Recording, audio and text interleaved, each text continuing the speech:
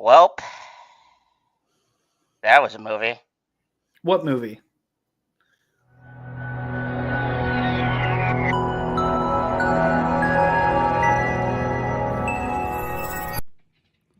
He might not be from Krypton, but he's heads above the rest.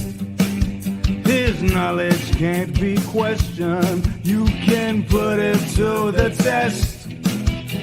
So if you want to hear the truth and have nowhere else to go, I'll give you the solution. Just tune into his show and just kneel before Zod. Kneel before Zod. Kneel before Zod. Kneel before Zod.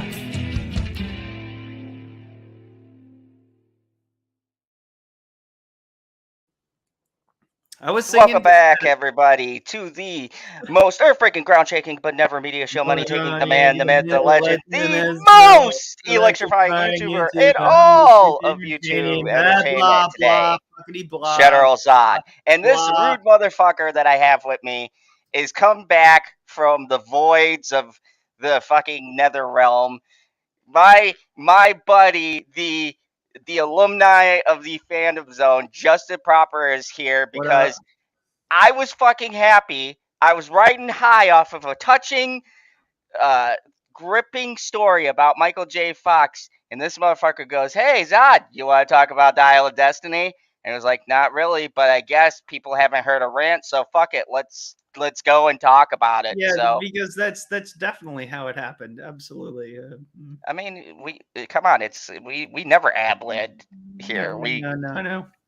No, So- never. By the way, what the fuck was that intro? Kneel before Zod. Like, what is this? Like, what is this? Stained or something? It's like No, that's actually somebody I know.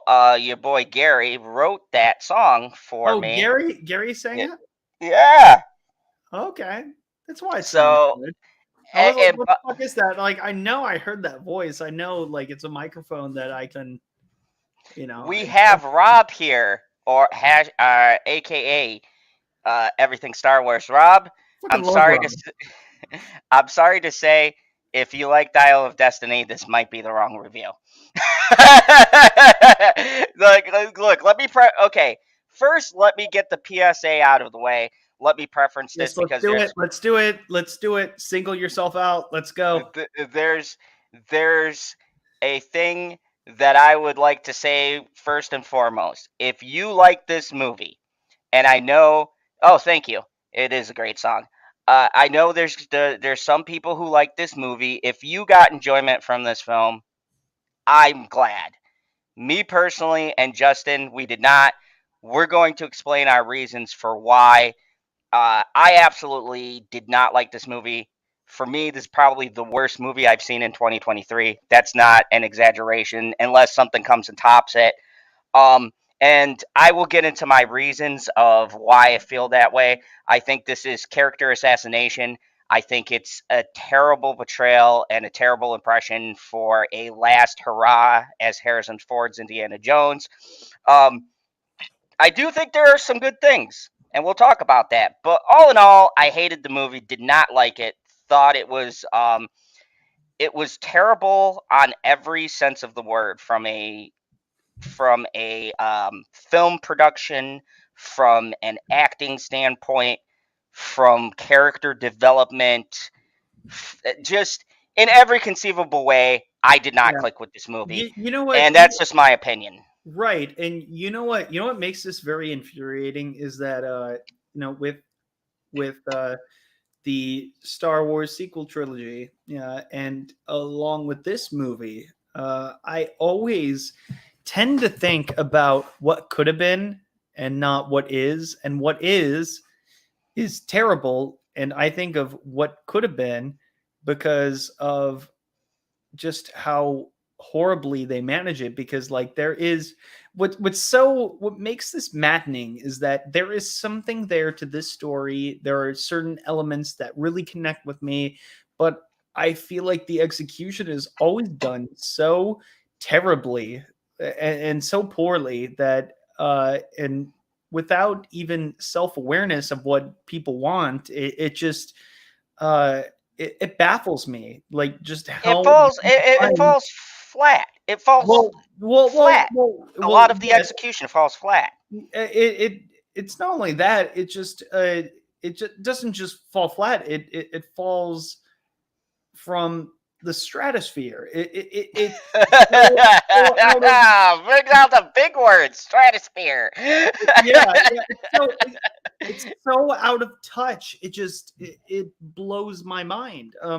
For example, for me, like what worked for me in the Force Awakens was the backstory. Like I was more interested in the backstory of like what made Kylo Ren become Kylo Ren, and that whole backstory could have been the first movie. You could have had Luke, Han, and Leia in a scene together with Lando and whatever, and they're like, okay, we're gonna break up the band or something like that, and you can see the reasons why, and that could be a great first movie because you get to see Luke Skywalker in his prime, like being a badass. You get to see all this stuff, and then you see like Snoke becoming a thing, and that could have really been great. But then we didn't get that at all. We got the aftermath. Like it's just like the backstory is so much more interesting.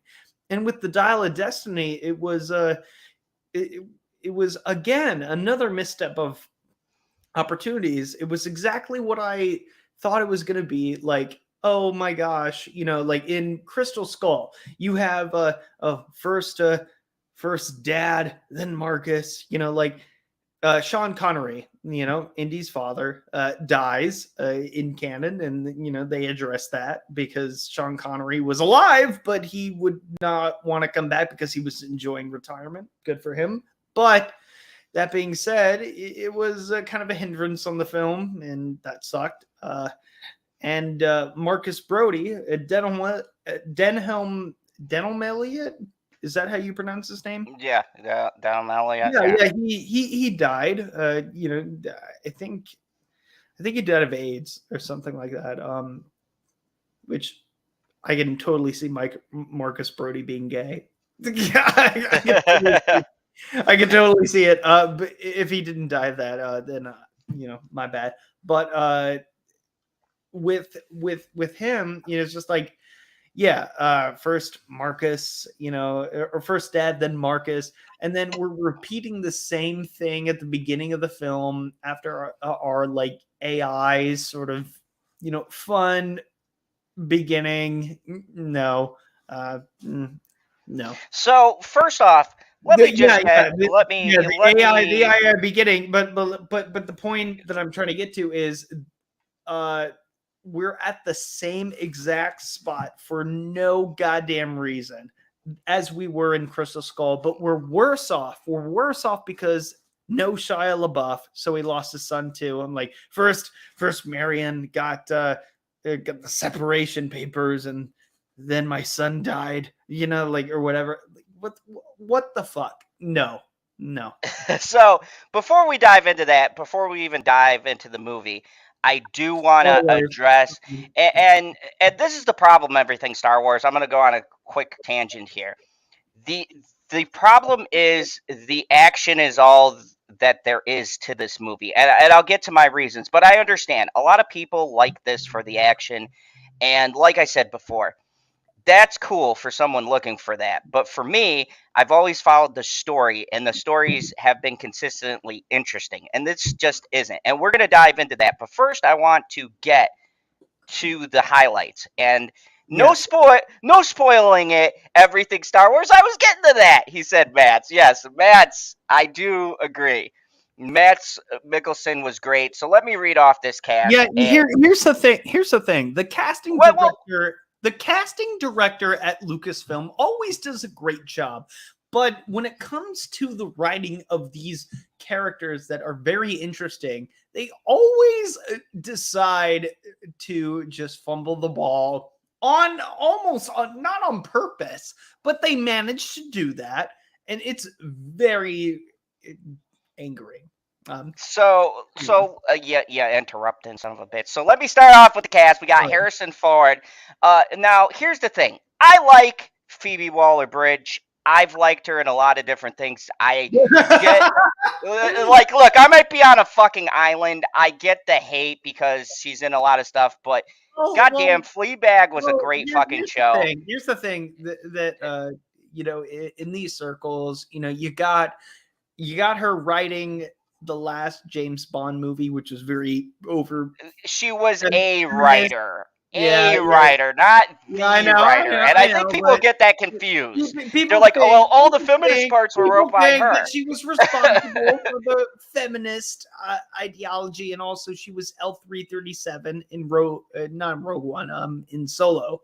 So yeah, people have a bad taste in their mouth when it comes to from her. So I'm gonna leave that down. I got to get back to the rest of these people. Jesus Christ, Antonio Banderas. What can I say? His role wasn't tremendous, but he's just fucking awesome, and I accept it. John Rhys-Davies was stellar. Yeah. We got Toby Edward, great. What is it with him doing these Nazi roles? Didn't he do a Nazi role in Captain America? Wasn't he like the computer or something? If I remember correctly, right? In the Captain America, the First Avenger, he was Zola. Yeah, he played Zola. You mean Zorro?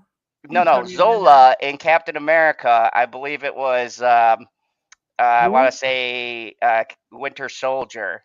He like died, but then they brought him back as in a computer. I swear to God, he was Mikkelsen or no. Toby Jones, he's in there too. He plays Nazi. Yes, and he's also Dobby. Yes. Okay. I wanted to make sure because I was like, what is it with him in these roles taking it out? It's interesting. I want to highlight Robert Boyd Holbrook. If you guys don't know, he's an amazing actor. He was in one of my favorite superhero movies of all time, Logan.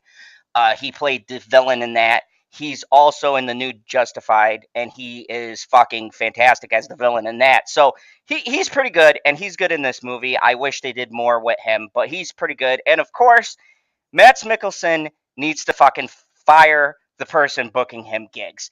Everything I see this guy in, he is great. And he gets the shittiest movies. Yeah, exactly. He's Mads, and I'd say Harrison Ford. Okay, so this is 2 for 2 then. You had a Fantastic Beast. Crash. But he's probably great in it, I guess. Oh yeah, he was good in it. I don't know. He was good in it. The rest of the movie was garbage. Yeah, but oh man, I just hope there's a good role for him that's like gonna be impactful. Dude, he deserves better. You know when you see. Dude, you need to watch Hannibal. You need to watch him play Hannibal Lecter. I would argue he's better than Anthony Hopkins. That's just hot take. High praise. Yeah. Dude, watch Hannibal. He is everything you would picture Anthony Hopkins if he chose to do the show. Like, dude, Mads Mikkelsen fucking knocks it out of the park. Like, highlight of that show. And the show's called Hannibal. So you need a good actor to carry that. And for fucking 3 seasons, this guy carried that show on his back with the other dude who plays the detective. But that's not the point. Mads Mikkelsen, hashtag do better by Mads. Yeah. right. Get this man good roles. While we're on the topic of highlights, though, I will highlight, of course, Harrison Ford, because he really does do a good job with what he is given. And what's tragic about Lucasfilm is that they hire a lot of great people, and this is something I talked about a little bit earlier in regards to John Boyega, but like they do have a good talent search going on, and they do choose really great people to be a part of their projects. That's not a question, but it's their characters that like that just It's the writing. It's the writing. the writing That's what that it is. ruins their careers because of how terrible the script is. And this goes it's to a that. big property. It's a huge, huge fucking property, and it could be forgivable with George Lucas, with the prequels, because like it still is pure. God, after these new sequel trilogies, any of you people who tell me the prequels suck and Jar Jar Binks, just get the fuck out of my chat. I don't even want to know you. Like, Well, I'm tired of the prequel hate. Like, okay, I'll give I'll give you this. Oh, okay, hold on. I'll give you this. Attack of the Clones is worse than The Last Jedi in terms of rewatchability. It's impossible to get through. I would fucking watch Yoda flipping on walls before I'd watch I can't. Luke so throw boring. a fucking... It's boring. I think I would watch that before Luke throwing a fucking lightsaber over a cliff. I would too, in terms of morality, but in terms of just watching it as a movie, like I'm so clocked out when it comes to it. Don't worry, Rod. We're gonna get into our issues. I want to start with the positives because look, I know a lot of people are shitting on this film, and really quick, before you interrupt me, Justin, because I know he's just waiting. Look at that look. He's like a pit bull. He can't wait. He's been dying to talk about this. Like, look, here's the thing. A movie can have good different cogs to it, and it could have the great actors and Different good cogs? action. I said cogs. Jesus Christ. It could have good... Yeah, you said yes, cogs. Dooku was awesome. Thank you. But anyways, it can have different parts to it that are good. But the issue is that if the writing portrays what... Hey, Lemon Pie, what's up? We're just getting into this. If you guys just showed up, we are talking about the Dial of Disaster, the new Indiana Jones, or at least to me. But we're starting with the good points. Like, here's the thing. We're praising the beginning because I feel like there is a lot of people shitting on the film, and they all have valid points. I'm sorry. Each review I have seen is absolutely correct in what they're saying. But I do see the appeal for a mass audience. But Rob, this is my problem with a film like this.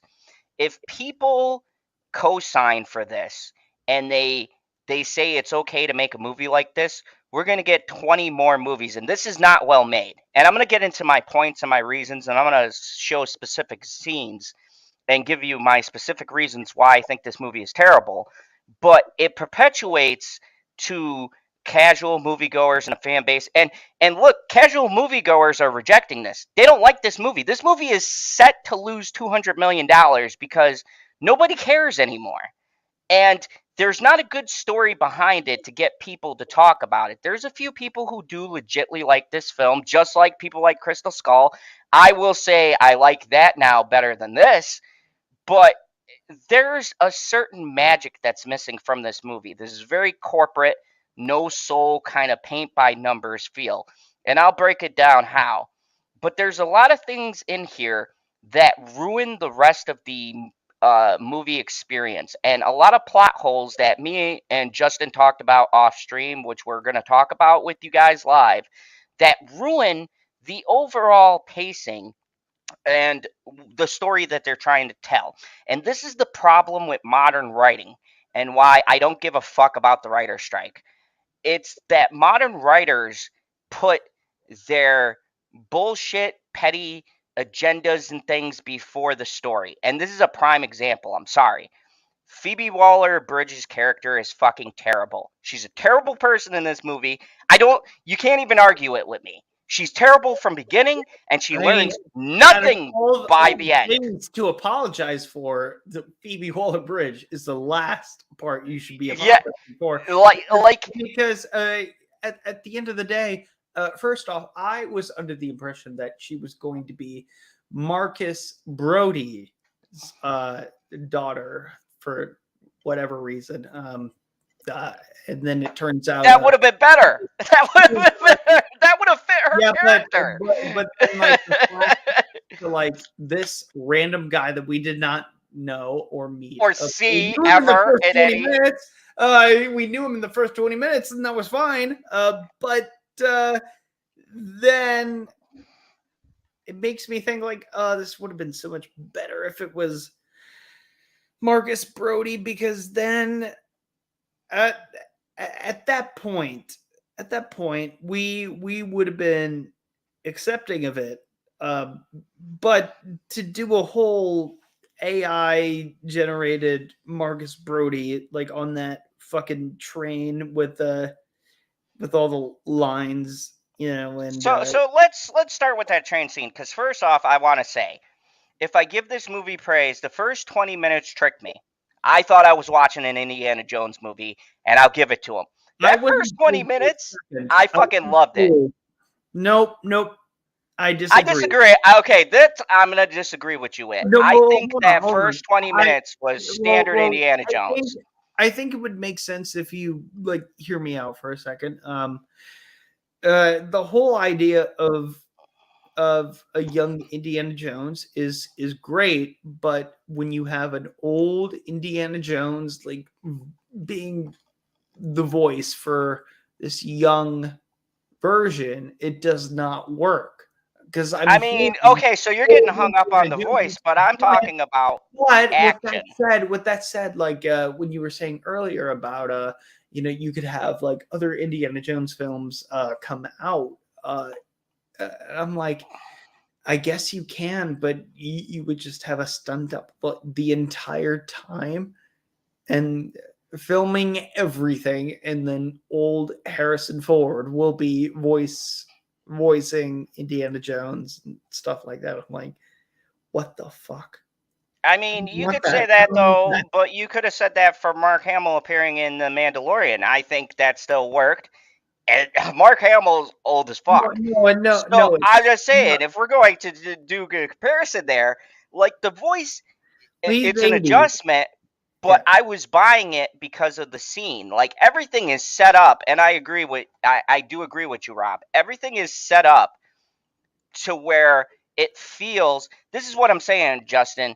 Even if we're having to force ourselves, because you could tell by the voice, all right, it's older Harrison Ford. I get what you're saying, but at least the scene and the action, I'm willing to forget how old he sounds because I'm engaged in what's going on, and that's my issue.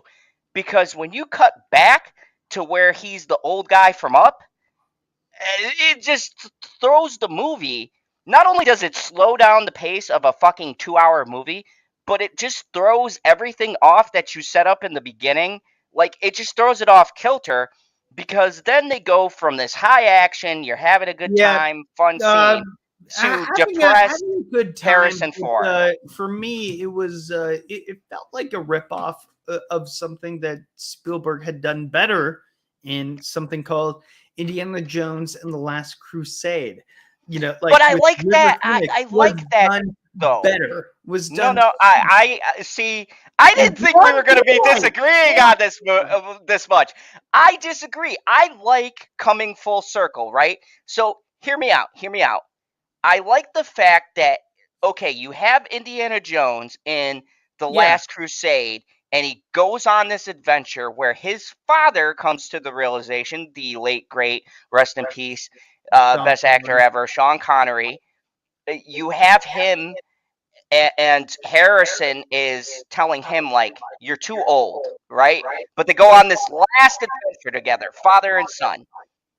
And now it could work if you bring it full circle that now Indy's the old guy, right?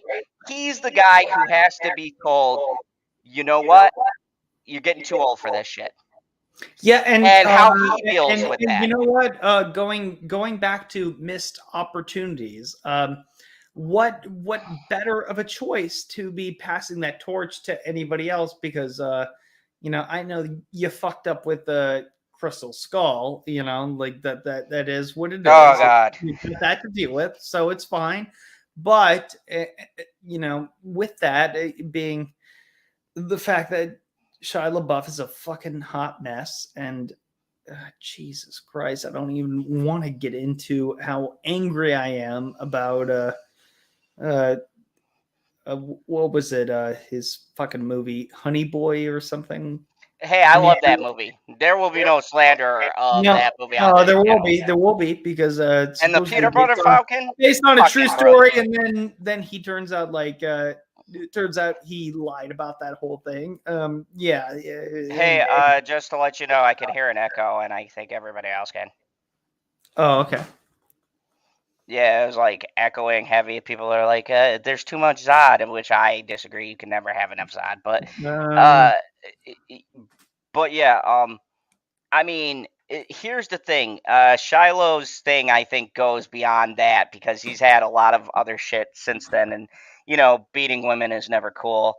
Yeah. So you know, like you said, he's a hot mess. But I want to swing it back. I think even if with that, you could have recasted him, you could have recasted him. You could have had you could have recast him, but my idea would have been especially like all things considered, this is going to be the last outing with Harrison Oh, Ford. after this box office, hell yeah! This is gonna be the last Indiana Jones. Yeah, like this is it. Why not bring back in all capacities every single character that was beloved in those other Okay, movies? side tangent. I'm sorry to interrupt you. Side tangent. Where the fuck is Short Round? He was in that brilliant movie, Everything Everywhere, All at Once. Where is Short Round? Where's my Short Round? We don't get Short Round. Debating. Look, Zod. Here's something that I really wanted to get off my chest that I was so angry about, and I was contemplating this literally today. The issue that I have is that Lucasfilm clearly at one point was like all about diversity and was all about like inclusivity, and then making a big deal about Kelly Marie Tran, whatever the fuck. I don't give a shit, but they were making a big deal that like she's getting a lot of hate on social media because how could we possibly cast an Asian woman or whatever. But they're so thoughtful about diversity and inclusion, but when it comes to pre-existing characters like Short Round, like, oh, it's a thing here that we don't cast him because he didn't make it as a child actor. No, we're not. I mean, he only won a fucking Academy Award. I mean, he only won Academy Award. Asshole. So I'm like, no. You decided, like you made a precedent to have inclusion, but when the prime opportunity to do it and it backfires right in your fucking face, like to not have the diversity that you so wanted. And I don't understand it. I agree. That person that you did not include is now they didn't even call him actor. That Harrison Ford isn't even. He's not an Oscar-winning actor. He was nominated for Witness. That was it. Yeah. You had a chance and you fucked it up because you went with the safe. Someone at Disney got fired for that. No, because he's not thinkable. Fuck you. No, absolutely. That is. I'll give you this point, Justin. Why a lot of people in the back of their head are like, this diversity bullshit. Yeah, Lucasfilm, full of shit. Nope. But I do want to say, on your point, Rob, there's a little wrinkle in that. They had planned on doing a show and a movie with Phoebe Waller-Bridge, and it got canceled. So this is not like they planned on ending it. They're ending it because the box office looks like this movie's going to lose $200 million. And it's because of the fact of, like we're saying, there is a bunch of, no, they haven't broke even yet. Yeah, it's true. They did cancel a lot, but they haven't broke even yet, Rob. I'm going to look this up because, no, last time I checked, they did not break even. This movie is actually going to lose money. It's going to lose a lot of money.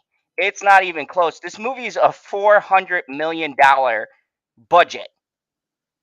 That like, there's no way they can catch up, and they're being killed right now by Mission Impossible and The Sound of Freedom, which I might do a review on. It's a very good movie. But yeah, they're not breaking even on this. Uh, Is the that first the article one I that pulled says- up, it says it's a box office bomb.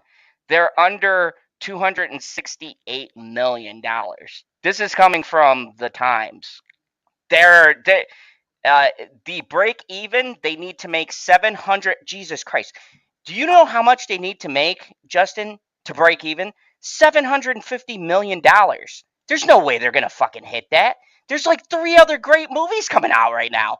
I'd say fucking Barbie will reach $1 billion before this reaches 750 million. A lot of people say that that movies are terrible nowadays, with 1 or 2 good exceptions. One being Top Gun Maverick, which everybody says, that's like, let me check this out when it comes to that sort of point. Like, oh yeah, Top Gun Maverick, good movie. Yeah, very easy. But the thing is, though, that when it comes to these sort of movies,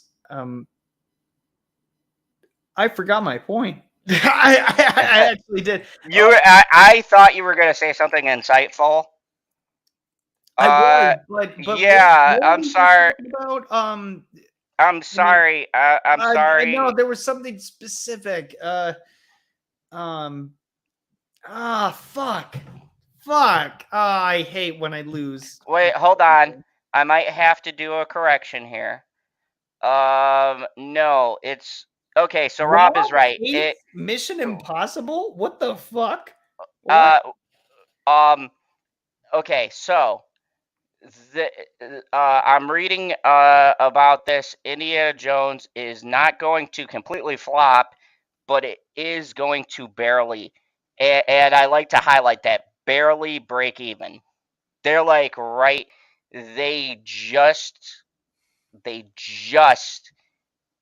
broke even, or they're close to the break even point. So, I mean, Rob, that's still not good.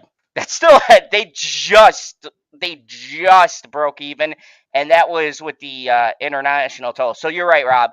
I was wrong. I wanted to make that correction. You're 100% right. They just broke even, but it's not going to get higher than that because the other movies that are out are just destroying the box office right now. The Sound of Freedom and Mission Impossible are fucking killing it, and they should. They're good movies. They're actually good movies.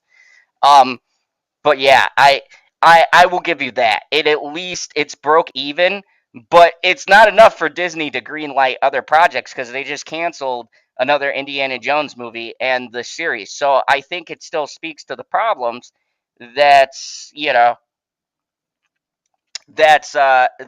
with what is happening. Oh, come on. Mission Impossible does not suck. Come on, Rob. You hurt my soul. I was saying that earlier. I don't know, because I haven't seen any Mission Impossible after the 3rd one. And honestly, like, the 3rd one was great. I love the 3rd one. The 3rd one was okay. Come on, Philip Seymour Hoffman. You can't tell me he didn't steal that. Like the groundbreaking, like the story was really good in the first Mission Impossible, and then they're like, the fuck with the story. Let's just have a Mission Impossible sort of like, let's make this a blockbuster. Like, let's make Tom Cruise like a bona fide star, make him the next Arnold Schwarzenegger or Sylvester Stallone combined into like a twink looking dude. When you're 60 years old and you can fucking bike off a cliff, you come back and see me. I'm just saying. What's that? Dude, I could buy Tom Cruise because if you could go off a fucking cliff that's like thousands of feet in the air and then parachute onto a moving train at 60 years old, they come back and see me. That motherfucker did that stunt by himself. I watched in the theater the like actual stunt and how they set it up. That motherfucker went off the cliff. That's not CGI, by the way. That scene. I saw a pre-screening, which I disagree with Rod, but I can not everybody likes Mission Impossible movies. He just broke my heart. But here's the thing. The other thing that Planet Q's Queen brought up, which they just shut down production on Lilo and Stitch. It's because of the writer's strike. Just so you know, this isn't just all Disney. Wait. Whatever the writer's strike is going to. My reaction is the same as Aaron's. Oh my God, they really are doing the live action Lilo, like Lilo and Stitch. Oh yeah, be a live action thing. No.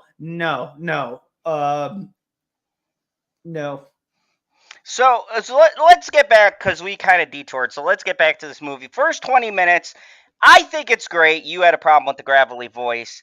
I get your point. With the gravelly voice, I had a problem with just how much much to do with nothing that it has. Okay. I'm going to disagree. We'll talk about the plot holes, but that wasn't one for me. I'm going to disagree with you. That sets up everything that we're going to have. It explains that Indy thought he was going to get one thing, but they were really searching for something else. I think the setup is good. I give the movie that. I think the first 20 minutes clearly sets up what everybody's looking for. It establishes Mads Mikkelsen, who doesn't really need to establish anything because the dude's fucking awesome, but it establishes the villain and how dastardly he is, okay? And you got the cool Indiana Jones action scenes. And I'm fine with a body double and CGI because I'm not going to lie. That train sequence is fucking badass. Okay, if I give this movie one thing, that train sequence was pretty badass. Here's the thing. Those sort of sequences, that's the problem that I've come to terms with. When it comes to action sequences, I don't care about them. I hate them. In fact, in an Indiana Jones movie, though, you can't hate an action scene. That's literally what this franchise is built on. No. Hold on. Okay, so he didn't run from a boulder in Temple of Doom. Calm your fucking titties, okay? No, I'm just curious. He wasn't running from a boulder. Just breathe in, breathe out. Jesus Christ. Look, this is a thing. This is a thing that I have with all action movies. I don't care about the action sequences. I care about the story. I care about story over aesthetic. I don't care about how pretty the CGI looks. I don't care about how great the choreography is, especially in musicals where you got like all these gay dudes going like snapping in the background. Hey, don't you talk about my musicals. I love me some musicals, you son of a bitch. I don't. Hey, I don't in movies because, there's this thing called, the fast forward button that you would click, and that's how I would get to the rest of the story, because I'm like, I don't have time to sit through a musical number. I don't have time to sit through an action sequence. Just tell me what happens. I do agree. However, there was a caveat to this. When it comes to good action sequences, that to me feed into the story. Like everything in Die Hard matters to me, because I'm like, how is Bruce Willis gonna get it out of this situation? Hold on. Like I want to be in. Hold on, that's a totally when it comes to, and that's when it also different. Comes to, what's a good musical example? When West it comes Side Story. To, what was it? No, I forget what it is. But the one with Debbie Reynolds and that's like a what is it? Fuck me. Okay, who's the actor? Look, you're not giving me. Wait, hold on. hold on. I just want to address something because you brought up some good points. Okay. I do respect the fact that I agree. There should be story that links with the action. I get what you're saying. Like And you it just don't want does with this random movie. action. You want it to have some meaning in the story, right? Like for example, in the Temple of Doom, when he's going for the idol and he thinks he switches it, and then you got the big fucking boulder. That's all part of the story, right? He's trying to. No. That's Raiders of the Lost Ark. That's not. Or Raiders of the Lost Ark. Look, I've been drinking. Raiders of the Lost Ark. No, It's no, all got no, it no. bleeds Couple of together. The opening was what pissed me off the most because he's swimming and it makes no fucking sense. And I'm like, You're the only person I. Dude, What you know what? Christ, You know what? When I Indiana made Jones, there's no pool in this goddamn restaurant. when I made this No stream, sense. folks. When I made this stream, I didn't think we were gonna have this back and forth about Indiana Jones. I think maybe later, if you guys like this, leave me some comments or whatever. Maybe we'll talk about the other Indiana Jones movies, and we could just go through what we like, because it'll be very interesting. I would like to see what you appreciate versus what I appreciate, because I feel like we're on two very different wavelengths with the Indiana Jones movies. Look, man. At the end of the day, if we can, because we've been going on for like 40 minutes. So like, I don't know if we want to like summarize the whole movie, but I want to get to the points that matter to me. Okay, all right. So for me, it was like the beginning, and then the characterizations, and then like the end. But you could do it however you want to do it. That's fine. But like, I'm just saying, like, we can talk about, like, we could nitpick this movie all day and all night. But at the end of the day, like, what points in this movie that you really liked? Which ones did you really not like? And let's talk about that. Like, we talked about the opening a lot, which I can say that we can both agree we like that. I have to say, I mixed. okay. If that's I like 50-50. all right, let me I start was with shitting you. on it, but okay. Okay, so let me start with you, and I'll kind of interject from there. What was what you liked about it, and then I'll get into what I liked, and we'll see if it matches up. Harrison Ford was in it. Okay, don't be one of those YouTubers. Don't be one of those. Harrison Ford was great. Okay, I've heard that fucking review from everybody. No, I want specific scenes. I want a specific moment that spoke for you. Because for me, and this is the problem with this movie, right? I've heard a lot of things about the actors.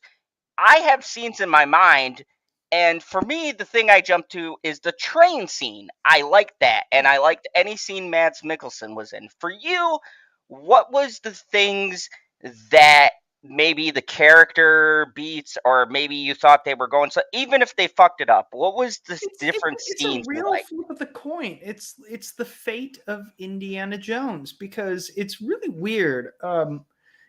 The end of The Last Crusade, we all know the fairy tale of Steven Spielberg inventing the shot of them riding off into the sunset, literally, because like it's supposed to be the end, and he didn't want to do a fourth one because it would ruin that, and he was right, but it wasn't in his heart. But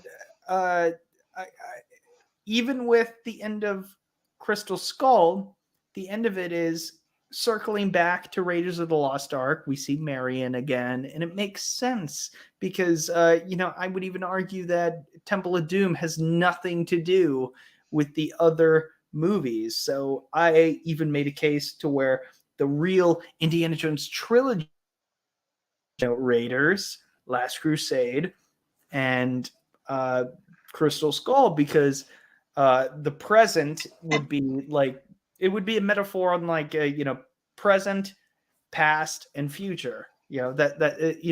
As George Lucas says, it's poetry. It rhymes, and that's where it rhymes with me.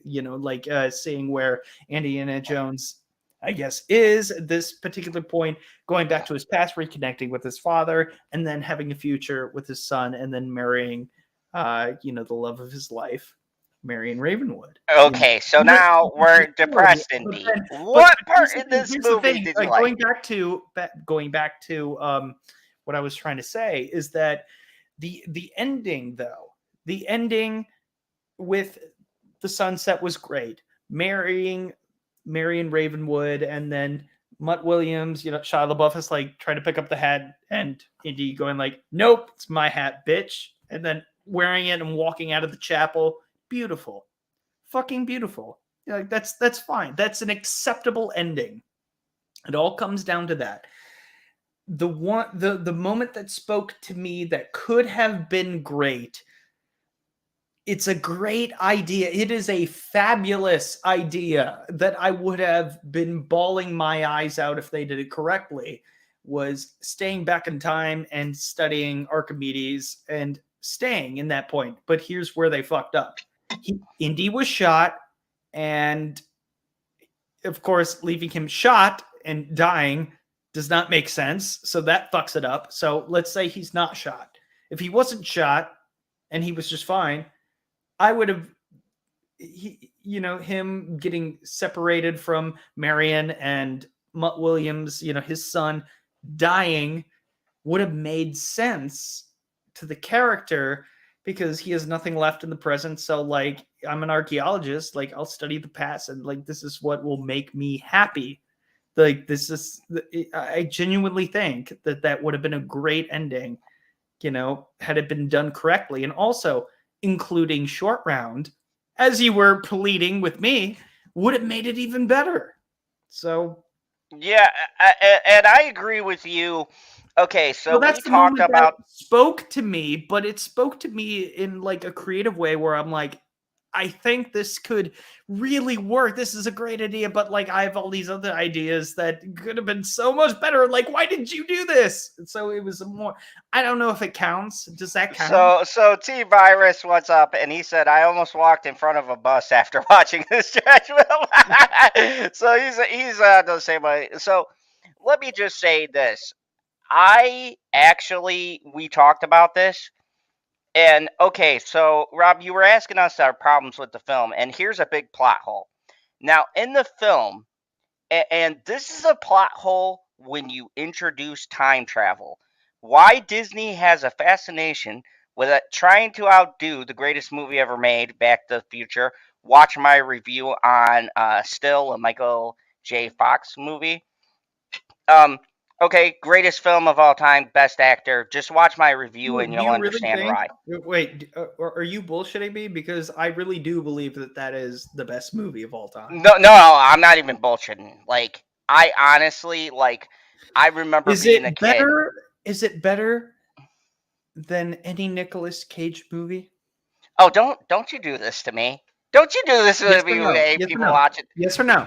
Look, no. What if Nick Cage is watching this? What if he's thinking about coming on my stream? No. And this answer is going to affect the space-time continuum. And even if he is, who cares? He would be flattered, just like our conversation that you're a big fan and you have a fucking cardboard cutout of him in the fucking closet.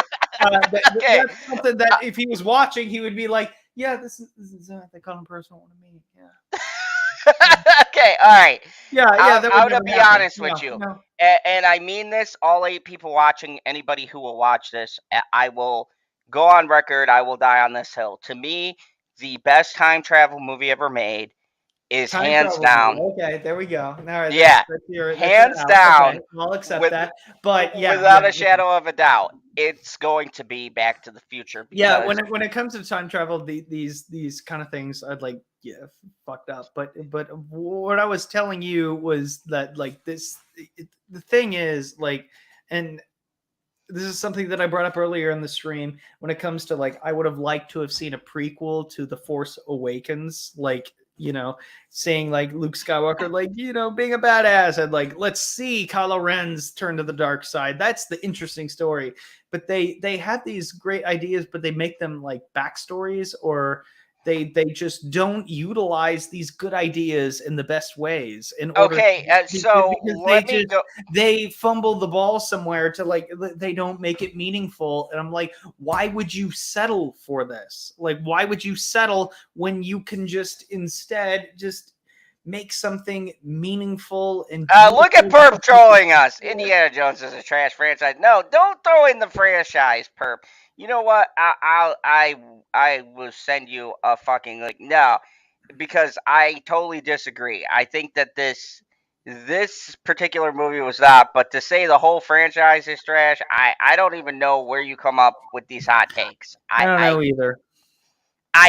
I think that Perp honestly says the most opposite thing that he could say. And, you know, I love you for it, but at the same time, I don't understand your reasonings behind your hot takes. Anyways, I threw you a link if you want to jump in, feel free. But anyways, I agree with you. See, here's my issue, and I'm going to use the Back to the Future as a kind of way to preference this, right? Back to the Future clearly establishes for us the rules of time travel.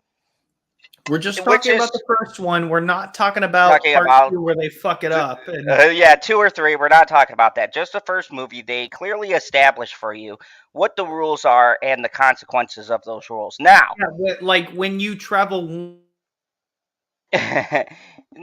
now little things like that.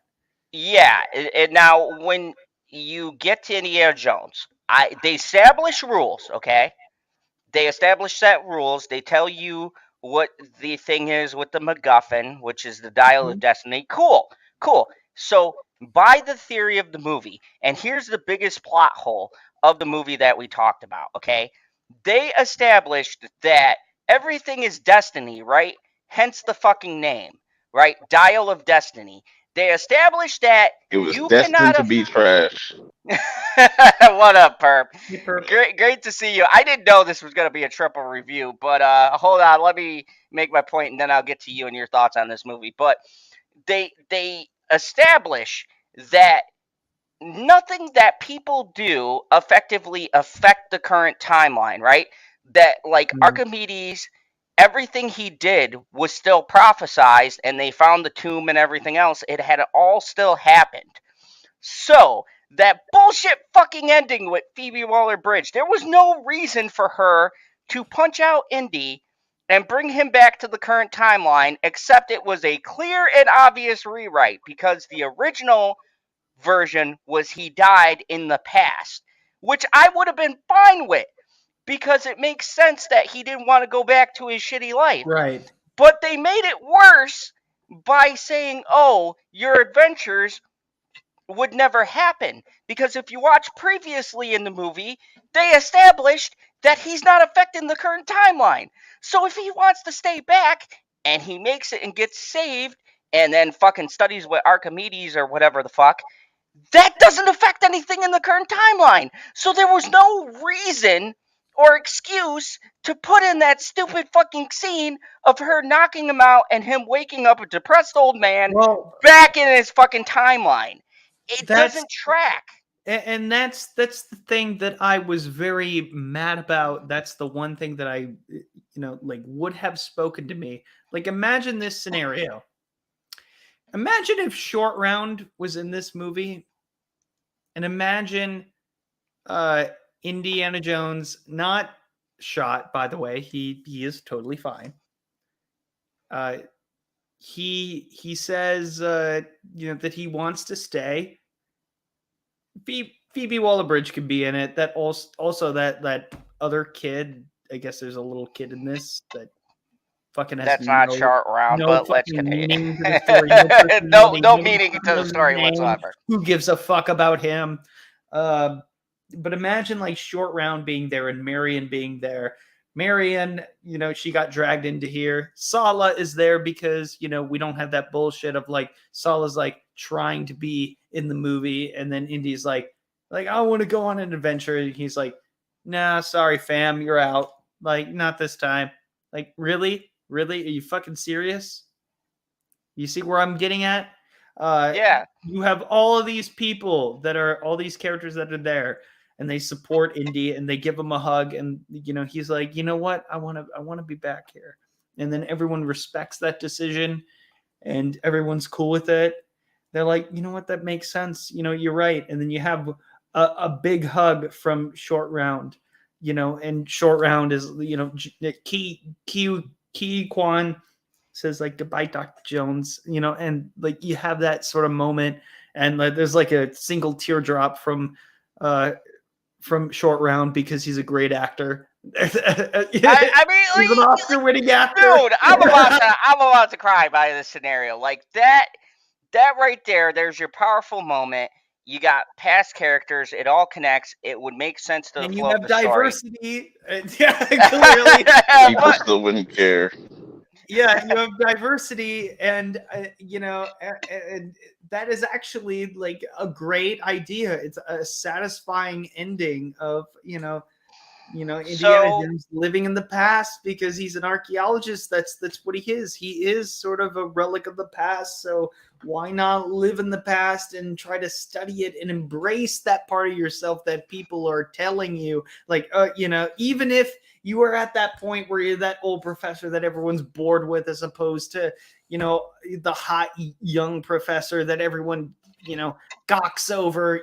Who cares if, like that would have been a symbolic like moment of embracing who you are. And that makes me mad because they didn't take advantage of such a brilliant idea.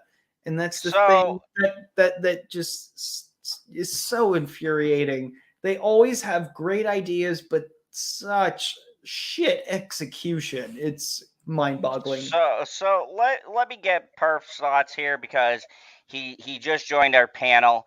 And don't give me the normal, it's trash. I want to hear. I didn't watch this, bro. Like, I didn't watch this movie. I was just like, who's looking forward to Harrison Ford being like 95 years old in this movie? Like, I don't. Hey, 80. Come on, he's 15 years away from that. Still, like, who the fuck would want to watch? Like, bro, like, I don't understand. Like, how people aren't surprised that Indiana Jones was gonna flop. Like, people do not care about Indiana Jones. I mean, but if we're going by that argument, the new Mission Impossible is fire, and Tom Cruise is 60. So I mean, even that's kind of like, it's better than Top Mid, but it's still that movie has a lot of issues. I don't like, yeah, we're not gonna go into that, but I would like to have a discussion with you about that, because there is a couple of issues I noticed in that film. I do agree, but I think in this landscape of shit that's come out, it's definitely better than this. I just never got the appeal of Indiana Jones. It's a white man with a whip. I just don't. Oh my god! I don't. But it's true. It's just like, why the fuck you still got a whip, bro? It's like 2023. Like, it's just like, you get like a grappling hook. Really, just say why you still gotta live, bro. What the fuck? No, he said why you still have a whip. What the fuck is wrong with you? Why you still gotta live, bro? You so old. Like, well, like, I mean, my god. He should have a cane, not a fucking whip. So fucking savage. What the fuck? Oh my god. Okay. Well, you gotta live, bro. Yeah, that's trademark, baby. You look here. Do you That's know a weird trademark to have, bro. No, that's a white man. Bro. Why you gotta be live? Why you gotta breathe? Why do you have to breathe in oxygen when you could be, indulging in that goddamn fantastic CO2? Like, I'm just saying, I never understood the appeal of Indiana Jones. You know what they would have probably done better is a reboot. If they were to reboot Indiana Jones, would have probably done better. Okay, my whole thing with this is no. There's probably a contract where like Harrison Ford is Indiana Jones. Once he's gone, the character's gone. Fine. That is fine by me. Here's my thing, and I think this is an interesting discussion that Perp brought up. Why does everything need to be rebooted? You know what I mean? Why can't we have a good thing and let it die. To an extent, I do agree with Perp, right? We had 3 great movies. That's a trilogy. Most films don't make it to a trilogy, and not only make it to a trilogy, but make money. I do agree with that sense that why do we need to reboot everything? Like right now, I'm currently watching Justified, which is, by the way, a fucking awesome show. Fucking loving it. And Dexter had a reboot. It's like, is there no ideas to where we need to go back to things that made money back in the day? Like, I do agree with you, Perp. Like, to an extent, why do we need a reboot? I mean, there's so much great new content. There's new ideas out there, I'm and not they don't. I'm not opposed to reboots. It has to make sense. You know what I'm saying? Like if it's like a movie like Nosferatu, like I'm okay with that because it's like 100. Oh That yeah, I'm movie's over looking 100 forward to years old. that, Like dude. Yeah, so Yeah, Nosferatu is there gonna are be definitely awesome. like movies that you can remake that are either way too old, that people like don't remember it, like the current generation, and there's a way to reintroduce it that's effective. Like I would even say Peter Jackson's King Kong did an effective job.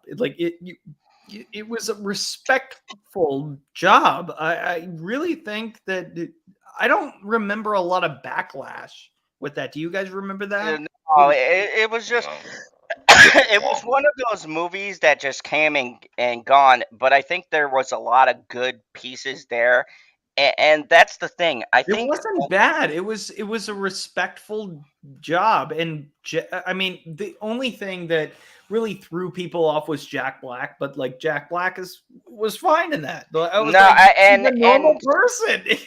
no. He's The other a thing good is actor. the other thing is Peter Jackson was kind of ahead of the curve with the 2-hour movies, and this is my other issue with this movie. It is way too fucking long. It is. I know people throw that out there as a complaint, but really, this movie could be shaved by like an hour, and you would not miss anything. Yeah, that's And a like good point. 2 hours is way too. What the fuck is Hollywood's obsession with these 2-3 hour? Man, I ain't got that kind of time. Especially if I'm gonna it do a review and I gotta watch a movie twice. You know what I mean? Endgame Perp knows. Endgame kind of changed the game though. Like when they like saw how That successful that was, they were just like, all right, we could put out like almost 3 hour movies now. Yeah, but that doesn't mean every movie can do it. It's like the theory of horror, right? And Perp, you're a horror fan, you know this. If you go past like that hour mark in horror, it kind of becomes redundant because there's only so Uh, much you can do in a horror I would movie. say well, past like the 90-minute mark. But it also depends on the movie. I mean, but even like look at like Terrifier 2. Terrifier 2 is 2.5 hours almost. and Yeah, but that's it That shit was different. is over. 2.5 It was hours of crowdfunded. fucking great cinematography, great uh makeup artists on the set. Yeah, great. I guess that's a delicate way to You put it. got Yeah, you got like I 30 think fucking Terrifier. Tom Savinis there, like doing a great job, and I'm like, what the? Oh my god, this Yeah, deserved but an that's the Oscar for thing, best Perp. makeup. It was great. Okay, Perp. I will give you one thing. Some movies can pull that off, but Yeah, they can.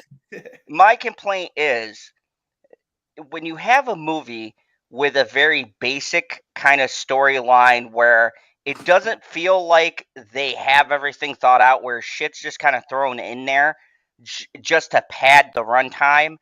I feel like you're wasting a lot of that just for nonsense that's not needed. You know what I mean? Like, take Terrifier for an example. And don't get me wrong, I do feel like you could have shaved like maybe 10 minutes off of that movie, but the Yeah, difference is I was never bored watching Terrifier because it's entertaining to watch. And I think you need something to be entertaining to keep your attention. yeah. But like these other movies like Fast X or things like that. I can only see shit blowing up so much. I can only see this crazy stunt 1, 2, and 3 so much before it kind of gets repetitive and boring, and you're just sitting here throwing a bunch of shit at the screen just to pad out a 2 to 3 hour runtime.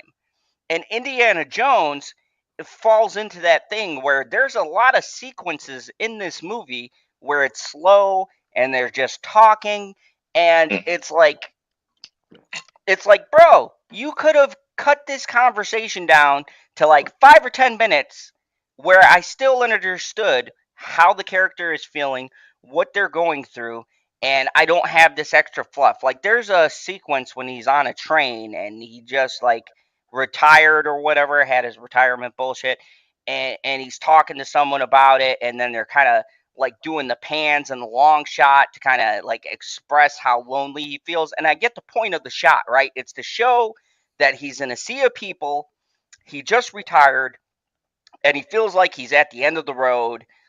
He's just another person, despite the fact he's gone on all of these adventures. Like, I get it.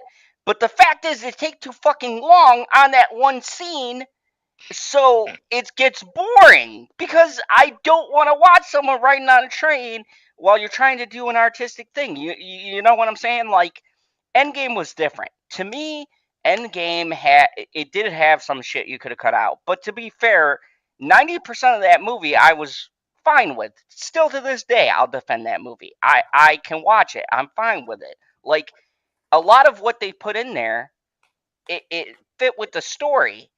And that's what directors don't get. You can't just throw out a fucking 2-hour movie to people every 5 seconds. Like, Oppenheimer is 3 hours. I'm sure it's going to be amazing, but it's 3 fucking hours, man. Like, I am losing so much time trying to watch And all this shit. Scorsese's movie's probably like almost 4 hours. And that's what I'm saying. Like, I am appreciating the fact that directors get the time to go through and do all the things that they want to do. But there is Except a for Zack reason. Snyder. Except for Zack Snyder. Fuck, man. Cut that guy down. Anyways, yeah, I agree with you 100%. But, like, I respect that film directors are getting, and writers are getting the time to really flesh out stuff. But I don't know if you saw this, Perp, but I was talking to Justin off air about this, right? That new Michael J. Fox movie, I can't say enough great things about it. It might be my number one for this year, and that's no bullshit. You mean That might be. the documentary? Oh, yeah. That might be my number one movie. I'm going to watch this right after we get off air. Yeah, and then I need you to text me and tell me what you think. That movie is an hour and a half. And I know what everybody's thinking, right? An hour and a half, how can you sum up a man's life in an hour and a half? And yet, I went on a fucking emotional roller coaster with that movie. And I felt all sorts of things, and I did my stream earlier. You guys can go and watch it, right? And it was an hour and a half. I learned everything about Michael J. Fox. He didn't need fucking 2 hours or whatever else. I got past, present, and future. And it was concise and straight to the fucking point, and it hit really hard. So, like, yeah, I get what you're saying. Like, it's a new standard, but that standard doesn't fit every movie. I mean, I remember when Titanic being 2 hours was groundbreaking. I could Like, I could see it. I could see a scenario where people get experimental and they'll probably put out movies that have an hour-long runtime or something like that. That'd be very risky, but because I say that because I saw the movie. There's a movie on Shudder that came out in like 2020 called Host, and that shit was literally an hour long, and they were able to tell. oh yeah, I saw Host, bro. That movie was crazy. And that's the thing. Like, a lot of movies have been terrible, and that's what a lot of people like to focus on. But look, if there's a genre that's been killing it, it's horror. The horror genre has been fucking slaying, no pun intended. Very consistent. Yeah, very consistent. I feel like horror has stepped up its fucking pussy. Like, holy shit! Like, of course, you'll have people that when it comes to the franchise, like the legacy shit, like it's kind of like hit or Oh miss well, for some people, but but as far as the original horror goes, yeah, like it's especially the originals like X and yeah, Pearl, and Pearl. Yeah. like really good. I mean, Dude, that I movie. will Have give you all credit seen The to Fountain? I'll give Have credit you to seen Scream that movie, Six. The Holy Fountain? shit! Like good for you for making that money. Holy shit, that's awesome. I'm Dude, hearing good word of mouth for that one movie, Talk to Me, so that's good. yeah, yeah, Yeah, I'm super excited about. I got my ticket to go see that movie. I am super excited about seeing Talk to Me. But getting back to this movie, that's another issue that I have. It's another movie that has a bloated runtime where yeah. a lot of the scenes in this movie do not contribute to the story. And Perp, I was just talking about this, and I want your take on this. Justin, don't say anything yet. Does Mads Mikkelsen needs a new agent? Do we not agree? Because that man is so talented, and he gets the shittiest roles I've ever seen anybody Dude from receive. Hannibal, right? Yeah, Hmm. bro's got skills, and Yeah. he is getting like these fucking roles where basically him and maybe one other actor are holding up the whole entire movie. Like, here's my thing. If I have a highlight, because Justin got into his, my favorite part of the movie was anytime Mads Mikkelsen was on fucking screen. This guy as a Nazi, first of all, if you guys don't know, he is German. So that's fucking hilarious within itself. But the the way his acting and stuff, and the way he's not a villain who screams and yells, and I've mentioned this before, and people are like, Zod, what are you talking about? Look, my issue with Kylo Ren or any of these other fucking villains that we have, I don't like a villain who needs to fucking scream at everyone and they go, oh, he's bad because he's getting mad and he's fucking killing a council. No, that isn't intimidating to me. The villain who sits there and just gives you a look and then fucking kills the motherfucker. Let me give you an example, all right? I'm watching Justified. Just bear with me, everyone. I'm watching Justified, okay? Brand new season called Primeval, shot in Detroit. Fucking great show. Watch it. It's on Hulu. Anyways, that's not the point. So I'm watching Justified, and this brand new villain is introduced, played by Boyd Holbrook, who is the most underrated fucking character actor ever. He comes on screen, and his first introduction, he fucking murders a judge, and not even his wife. It's like a prostitute he picked up, right?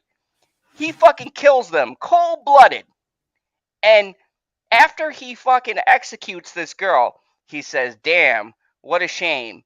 You are a pretty looking woman," and fucking walks away. And you don't need. He doesn't yell. He doesn't raise his voice. Just that line, the way he delivers it, the way he like walks away like he just got some bad food or whatever. Like that to me is a scary ass villain. Look at the villain in Terrifier. Doesn't talk, but Just the when you most. it just emotes, and simply off of his facial expressions, you know somebody's gonna die. To me, the villain that makes the most impact doesn't have to tell you they're a bad guy.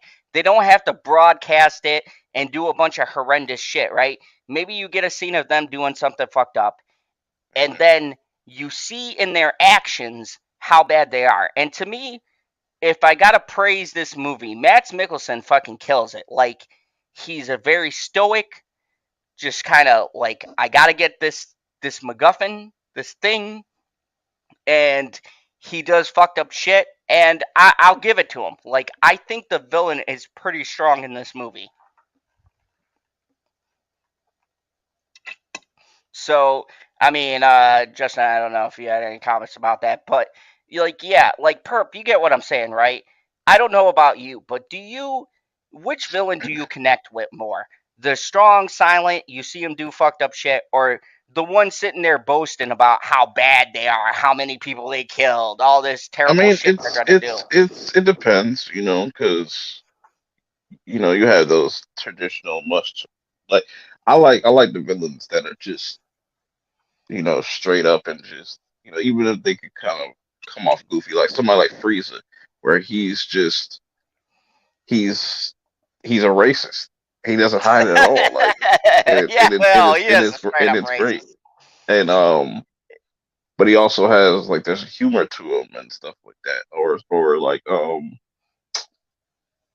another villain? A lot of like villains that I like are from like animes and stuff because they just have different layers and Okay, let me ask you, complexities and stuff like that. in a movie, what's a movie villain that you've seen that's really stand out for you, and why? Like, what's one movie villain you could think of that stands out to you, and Currently, why do you like it? I would say Pearl. Just like just that whole I movie and just seeing like how she descends into it and just her feeling trapped trapped on the farm and that's like kind of her mental breaking point and this is what kind of makes her turn into this villain and stuff and doesn't really have no remorse or anything like that. Yeah, and I think that's an interesting choice because you have that very like crazy little bombastic kind of villain, but at the same time there's a lot of moments in that movie where she's kind of quiet and reserved, a little shy. She wants acceptance from people is a big kind of theme, right? She has this big Wants to be a dream. star. Yeah, she wants to be a star, right? So she wants to be accepted by people, but yet on the inside she's kind of shy and timid, like that scene where she's about to sleep with Really, that guy. There's a really, lot of layers. really, she really wanted to just get off that farm, and then once like that opportunity kind of like like got pulled from her, like the rug got pulled, or had a rug pull, whatever, fucking, and like that's what kind of made her snap, be like, yo, I'm gonna be stuck here forever. Like I'm not gonna be able to Yeah, go that nowhere. bitch went crazy. She went fucking ham on everybody. But yeah, and that's my issues. Like with this film, there's a lot of plot holes as far as the time travel goes. There's a lot of inconsistent acting. Like Phoebe Waller-Bridge, and this is a thing in Hollywood that I do not understand.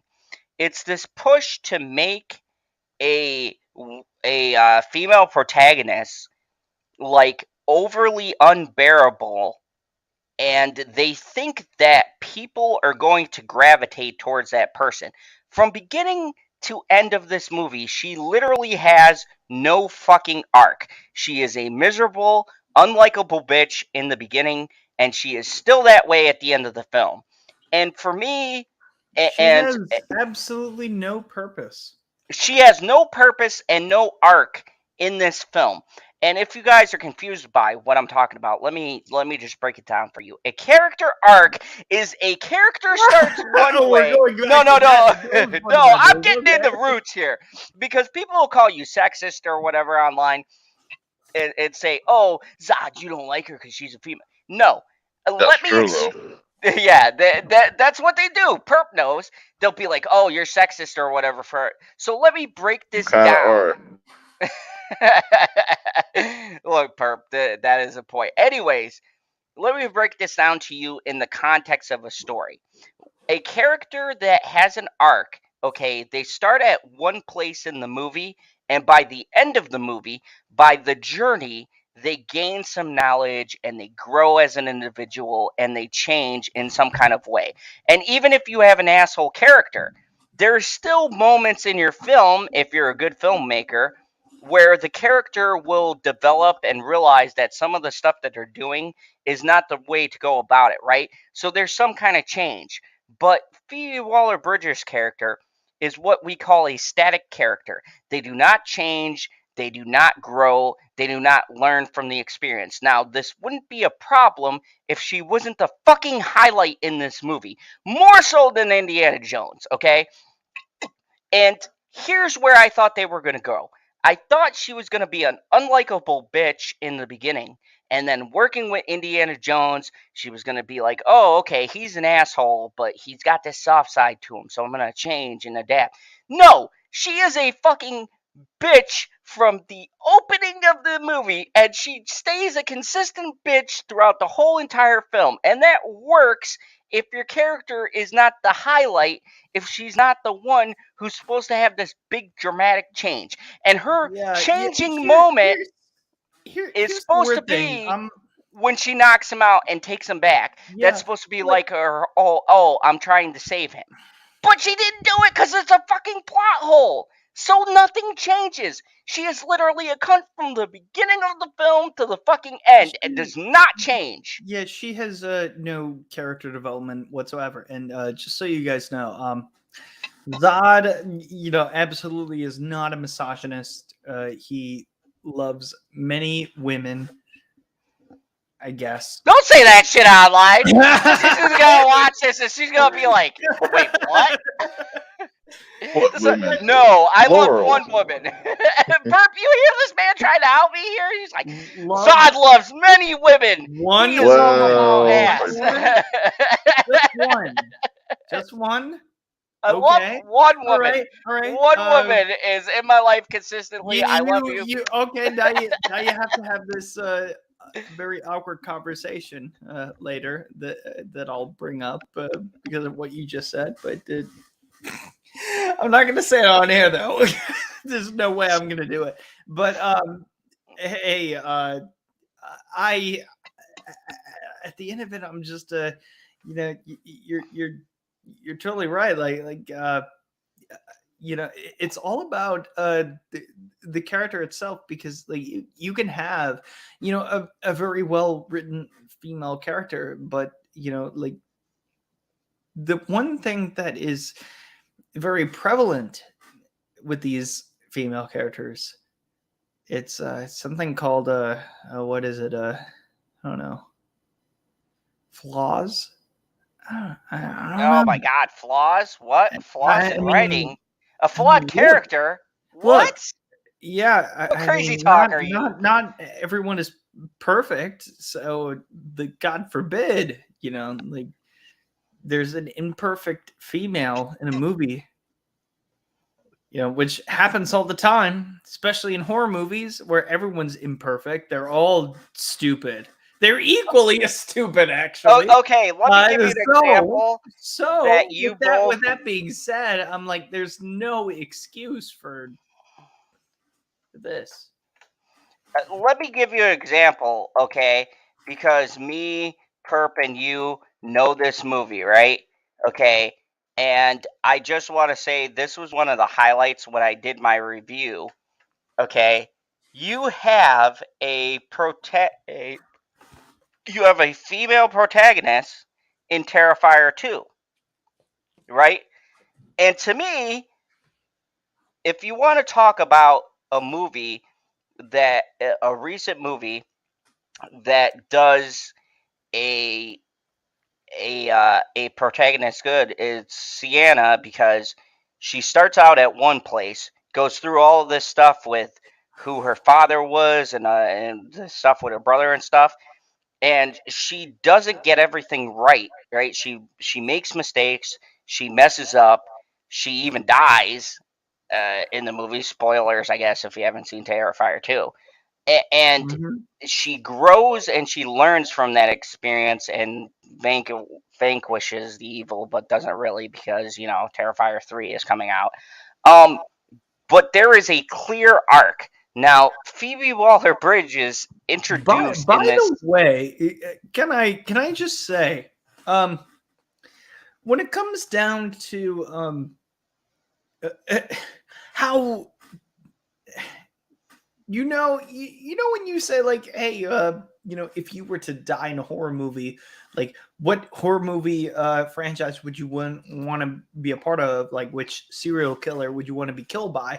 Art the Clown, for real, would be the worst fucking experience of your life, because Damien even said, like, he was like, he's a supernatural being, and he can let you live as long as he wants you to live, to make you suffer as much as he wants. You're like, dude, that's a fucking terrible way to go. No bitch would survive what that one girl went through in Terrifier 2. Absolutely fucking nobody. But she's still. Oh, you froze. What the fuck? Oh, never mind. You're back. Sorry about that. You froze a little bit, but you're back. Yeah, I agree with what you were saying there. And that's my point with Phoebe Waller-Bridge's character is that when you first start, she steals the dial from Indiana Jones. Like her first introduction is her fucking him over, basically. Let's him to die. Yeah. Yeah, leaves him to die, and that's your introduction. Yeah, So, great, fantastic. and so you're sitting there going, okay, maybe she starts off as somebody who will leave him to die, but then you get to the ending, right? And I get the arc, right? It's supposed to be she left him to die at the beginning of the film, and at the end, and she brings him back and saves his life. But she's consistently a nasty fucking person and snarky or whatever else, which is fine for a character. If they and I want to reference Mission Impossible. There's a new character in Mission Impossible. She's a thief, and she starts off the movie by stealing the key that Tom Cruise needs. And Tom Cruise steals the key back from her. And it's kind of a witty banter, which, by the way, you know who plays her? It's the person who was in Carter, Agent Carter, that from Disney. That Okay. lady, she's in it.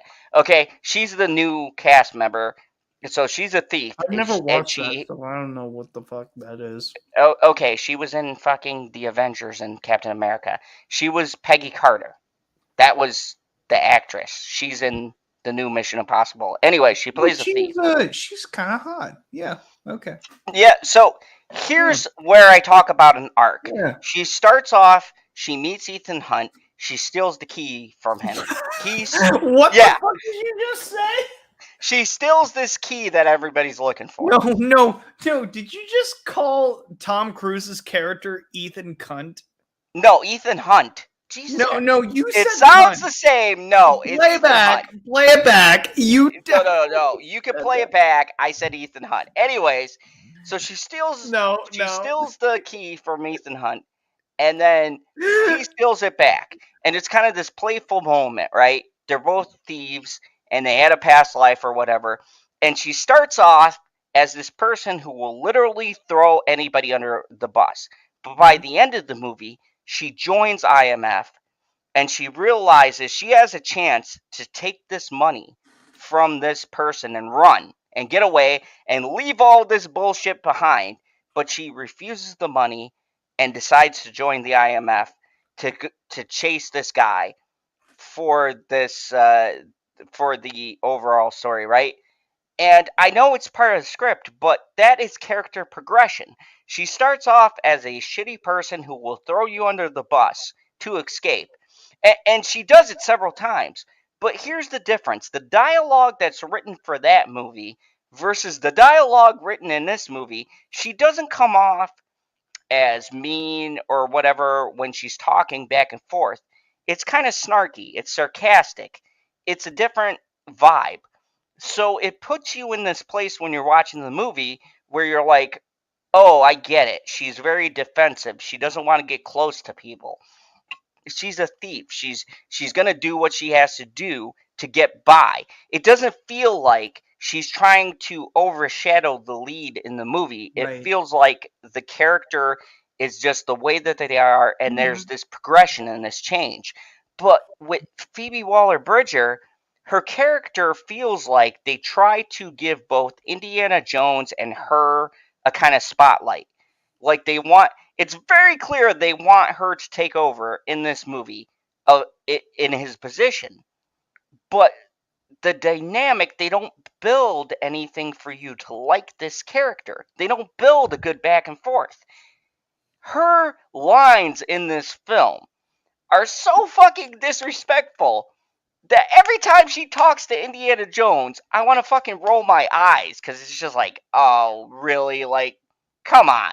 Like, this man has knowledge. He's been on all these adventures, and you're going to sit there and kind of just talk shit? Like, it was very uncomfortable and awkward. That's why, like, especially even with that, if you had run into Short Round on the way there, if it was just Short Round, yeah, leaving him in the past, like, yeah, I don't fucking blame you. It's the summer of love, 1969. Everyone's 69ing each other, and feminists like this did not exist. You rarely, and if they did, they would have, been left on the streets of San Francisco or something like that. Like no. Like these people did not, like, no, it does not seem realistic to the time frame. Interject those sort of feminist qualities that are so of today that don't work in 1969. It doesn't work as a period piece. The Indiana Jones films kind of worked. Like you can imagine that these films took place in the 1930s based on this, that, and the other. And now it doesn't work. And I'd go a step further. With Crystal Skull, let's be fair, right? Because Crystal Skull was not that great. And I agree with Rob on that statement. Like, it was a very forgettable movie, but it still kept a lot of the timeline stuff. And this is my biggest problem, and you hit the nail on the head. There's nothing wrong with trying to portray a message, but I feel like when these writers are writing this material, they don't realize that when you're taking it back to an era where this wouldn't have ever happened, it takes the viewer out of it, because you can have a message. Like, look, and I'm using Justified again because I just recently watched it before we went live, but they're talking about Detroit, right? It's the most fucking corrupt place as far as police and everything else goes, okay? And I'm sorry if you're from Detroit, but I feel bad for you. It's a fucked up situation over there, right? They got more murders than New York. That's fucking staggering. But anyways, right? So they bring up race in the courtroom, and there's a funny fucking scene. And I thought I was going to roll my eyes because I was like, oh shit, here we go, right? But this show does something interesting because they're in court, and Railing being the badass that he did, these two people try to run him off the road and mug him. One's a black guy, one's a white guy. Why I bring this up is because it's pivotal to this scene. So they got this attorney representing the black dude, and she's switching in court on race, which is a smart play, right? It's a black man, she's defending her client. So they're playing the race card. And she goes to him, you left this man and you threatened to throw him in your trunk, and it was like 95 degrees with 100% humidity or whatever. And he looks at her, he says, well, I would have done the same thing for a white guy. Like, for me, that's balance, right? Because they're doing both angles of the argument. They're not just saying one side or the other. They're saying that racism exists, and the other counterpoint. Like, you can bring in these kind of political things. There's nothing wrong with doing that. Look at Full Metal Jacket, or look at other great Vietnam films. They were all protests against the Vietnam War, and they're some of the greatest movies of all time. Platoon, things like that, right? Yeah. You can make a statement, but you've got to keep it coherent to the time frame that you're in. Because if you try to put modern shit into a 60s period piece, it doesn't work, because it would never fly. And people who are watching that are going to be taken out of the movie because they know it's not right. And that's my issue. There's a lot of things in here. And I don't know about you, Justin, but you've been around the Hollywood scene a lot. You could tell where there is rewrites in this film, where they literally rewrote scenes. It's so obvious. Here's the thing. When Indiana Jones is in China, it makes sense that a Chinese kid is going to be driving him away. who the fuck is this random ass brown kid who has no relevance to the plot whatsoever? He's just there for a diversity token. He's literally Token from South Park. And at this point, and it's a who the fuck disservice. is he? Why is he there? And why is he like? Why does he feel like a discount version of Short Round when you have the real Short Round, Kyo Kwan? If you cared about real diversity, you would fucking have him in the movie. Dude, Why here's the fuck is this boring ass kid? I don't even know what is his name. I gotta be What honest with is you. his I name? don't know I his don't name. know. I gotta look it up. I don't know his name look either. it up. Yeah. Great job, movie, incorporating L337, this like feminist fucking robot that you have, and this person of color, as you call him. He's not even. I bet that's how they refer to him as. He's not. The crazy part about it. It was important that we had diversity there. Like, if this movie did financially well, that they would be defending that. That was. Imagine if the tables, were sort of like. I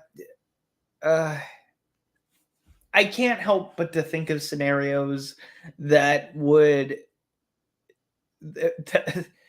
make us rich. If these companies decided to go with certain narratives based on, hiring people of color for certain, boring ass fucking roles instead of writing them good roles, it's just so. And I agree with you because this does. I can carry on day and night about. Yeah, this does a disservice to your story because you had a chance to give this character a pivotal role, and that's what I mean. There's a lot of people introduced in this film where it's just like you had a chance to have that character have some kind of impact and some kind of meaning, and they just kind of waste it. It doesn't make sense to me. And even Mads Mikkelsen, to an extent, right? He's in like the beginning of the film, and then you kind of don't see him for a good majority of it. He's towards the end, and then everything gets resolved. So, I mean, even Mads Mikkelsen, who's your villain, hardly has any screen time. And these are my issues with this film because it's like you have this great cast, but you're wasting time on all of this other noise that doesn't contribute anything to the film. It doesn't add anything great. Like, I can remember so many scenes from each Indiana Jones movie, even the fucking Crystal Skull. The first one that comes to mind is the nuclear bomb refrigerator thing. I'm sorry. I know people have memed that. I still think it's fucking an amazing scene. Whatever. Y'all can hate. I thought that was fucking hilarious. But I mean, there's things I can pick out, but with this film, there's like one scene, and I really struggle to remember a lot of this movie. It's really it tells to the quality of the writing that there's a lot of things I can't recall from this movie, and I just recently watched it. Like, I can recall so much from everything I've just watched. Like, if I'm talking Justified, if I'm talking the Michael J. Fox movie, fuck anything I've watched today, and I am drunk. Translate to Indiana Jones. I can remember a lot of scenes from Crystal Skull. I can remember the whole movie because it was just, it was memorable. Just like the fucking monkeys and the fucking rope swinging stupid scene. Like, it was dumb. It was dumb, but it was like Steven Spielberg and George Lucas out of touch dumb that I kind of laugh at, as I get older. just like that. That was so stupid. And even them, they probably would think like that's so stupid. But you remember that. You remember the fucking Gophers. Like with the Oh God, the with the Gophers. Paramount logo. Like Oh my God, like there a was so much Paramount stupid logo shit in that sort of movie. gimmick. They didn't even do that. I was just like, what the fuck? But and this is my issue with a lot. And look, I'm gonna take this. Let's take Indiana Jones out of this, right? This is the issue with a lot of these movies because I don't want people to think I'm just shitting all over this like everybody else. Okay, I'm not gonna lie to you and say I wasn't engaged in the film because I was till the ending and I was very disappointed. It's not I'm not engaged in the film, but it's a syndrome I'm seeing with a lot of movies that are coming out where it's just like they don't stick the landing, and just the way the story is told and the way they treat the audience. And this isn't just an Indiana Jones problem. This is most movies in 2023. They don't respect the intelligence of the audience. And they just think if they throw all these flashy action scenes and these big chases, like, I'm going to be honest with you, everybody praises that car chase in this movie, and I thought it was boring. Like, a lot of these scenes For me, I it's thought like, were what car boring. chase? Like, what the fuck are you talking about? Like, what car There, chase? yeah, there was a car chase scene in this movie. No, I remember it, but I was like, Yeah, but but there was Yeah. nothing unique about it. There was nothing different. I saw Fast X. There's there was like yeah, 5 car chase sequences in that, and they were more entertaining. I haven't seen Fast X, so how is Dude, that? Jason Momoa, let me tell you something. Jason Momoa knew what movie he was in, and a lot of his scenes are super fun. That guy is just such a fun actor. He just having hams fun it with up. it while everyone's Yep. like taking it serious. Yeah, he's We're like really everybody's serious, dead like, serious. Family. Vin Diesel's like, yeah. Yeah, and you have him. And then Ludacris is like, hi, I'm here. Yeah, dude. Okay, let me give you an example. There's this one scene where Jason Momoa has a bomb or some shit. You know the normal trope. They're trying to stop him. He's gonna do terrible shit, right? And he just yeah. It's the same. It doesn't change. So Jason Momoa is like sitting there, and he's got this like I kid you not, it's the generic red button type of, and he flips it up and he presses it. Yeah, it's got the right button. I'm not even shitting you, right? So Jason Momoa is the typical, like, stereotypical villain, but what makes his performance much more fascinating is he presses the red button and he waits and he waits. There's a pause, and then he goes boom, and this whole area fucking just annihilated. And he's like this, and I'm like, he knows what movie he's in. He's not trying to take this shit seriously. He's just like his shirt off, and he is just hamming the shit up. And I respect that because he's like, dude, this series is on its 10th movie, and props to them. They made it to 10 films. To me, I don't know how the fuck they made it this far. So Indiana Jones is half that, and it hasn't been doing that great. So no, so I mean, Fast X has a leg up on him, but that's my point. If Indiana Jones had went the Fast and the Furious route, they'd be at like 25 films. They'd be at James Bond at this point. Dude, I'm going to be honest with you. If I went into this film and it was as ridiculous as Crystal Skull, would I have liked it? I didn't really like Crystal Skull, but I would have respected them kind of being silly and ridiculous. And here's the weird thing. Like, we've gotten to a point where, people have said, in retrospect, like they like to say, people like to say that it's the younger generation that has grown up with Indiana Jones and the Kingdom of the Crystal Skull, and the generation that grew up with the prequel trilogy. It's a generational thing, so it's going to come back with this new trilogy. And my ass is sitting here thinking, look, bitch, here's the difference. The George Lucas made those. He did not make these. We will see.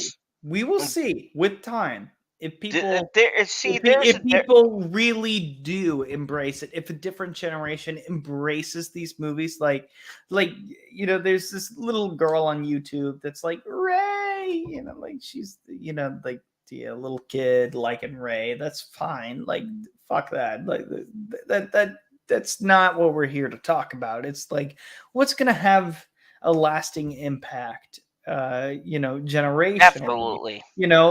And these have been generational sort of films that have worked successfully, especially like a 20-year gap with the Star Wars movies, and a 20-year gap to a certain extent with the Indiana Jones films. I remember seeing Crystal Skull in theaters, and by the way, I did not enjoy that as much as I should have, because there was this kid. His name is Joey. Joey, if you ever see this, fuck you for ruining the fucking movie on the bus stop. Oh God, you got one of those fucking ass every single day, and deal with your annoying shit. Even though you're a great singer, you're very talented, and I hope you're doing very well. But fuck you for ruining the fucking movie. He said everything the day I was supposed to see it. Well, I hate that. This motherfucker. Don't be that person. Please don't spoil the movie for people. They said that's terrible. The real treasure is knowledge. And I thought he was making this shit up. He's like, dude, everywhere. He's like, oh my God. And then they go on the raft, and like Marion is there, and they go down they go down Niagara Falls, and they go down again, and they go down it again, and then there's an alien, and then the woman's mind like explodes or something, and they say the treasure is knowledge, and he was like so excited about it. I was like, motherfucker, like what did you just do? I'm wearing an Indiana Jones t-shirt right now in celebration of this great day that I'm gonna see an Indiana Jones film in theaters, and you ruin it for me. What the fuck? And here's the thing that I kind of want to cap everything off with, because I know we've been going for a while, but yeah, I'm sorry about that. I want to just say, like, our personal take, there were a lot of plot holes, a lot of things that didn't make sense, characters we didn't gel with, but I just want to highlight this. Like, look, I know a lot of the everyday moviegoer and is enjoying this.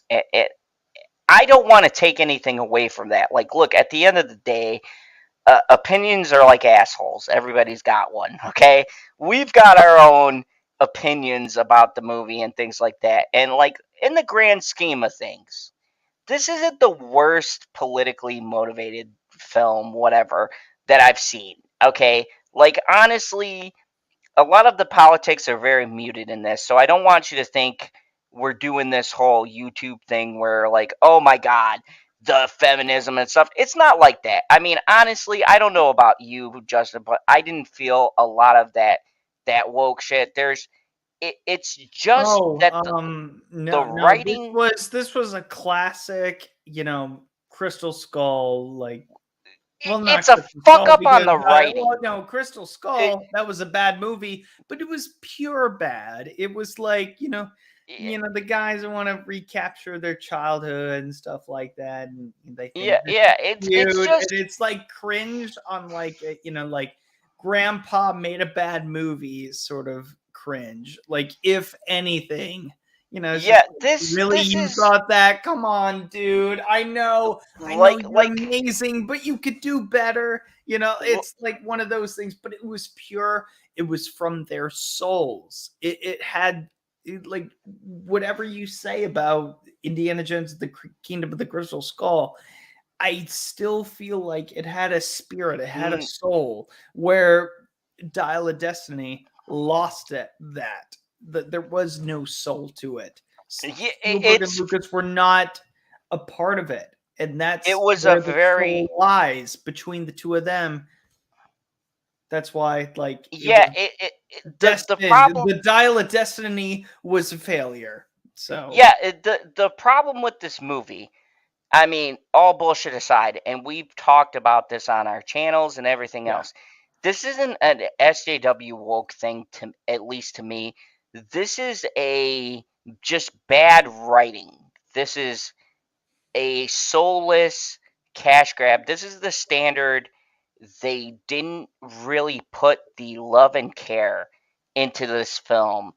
To me, it doesn't scream as a film that's trying to make any kind of statement. Like, okay, Phoebe Waller-Bridge's character is kind of debatable, but besides that, the movie in general, the movie itself lacks the magic that the originals have. It lacks that kind of passion. And that's what's missing here. It has nothing to do with politics or anything. It's the passion behind the writing. There's good ideas here. We've both highlighted this in this stream. There's good ideas, and in somewhere in an alternate timeline, just to bring everything back, in an alternate timeline, there's a version of this movie that is fucking amazing with these same concepts.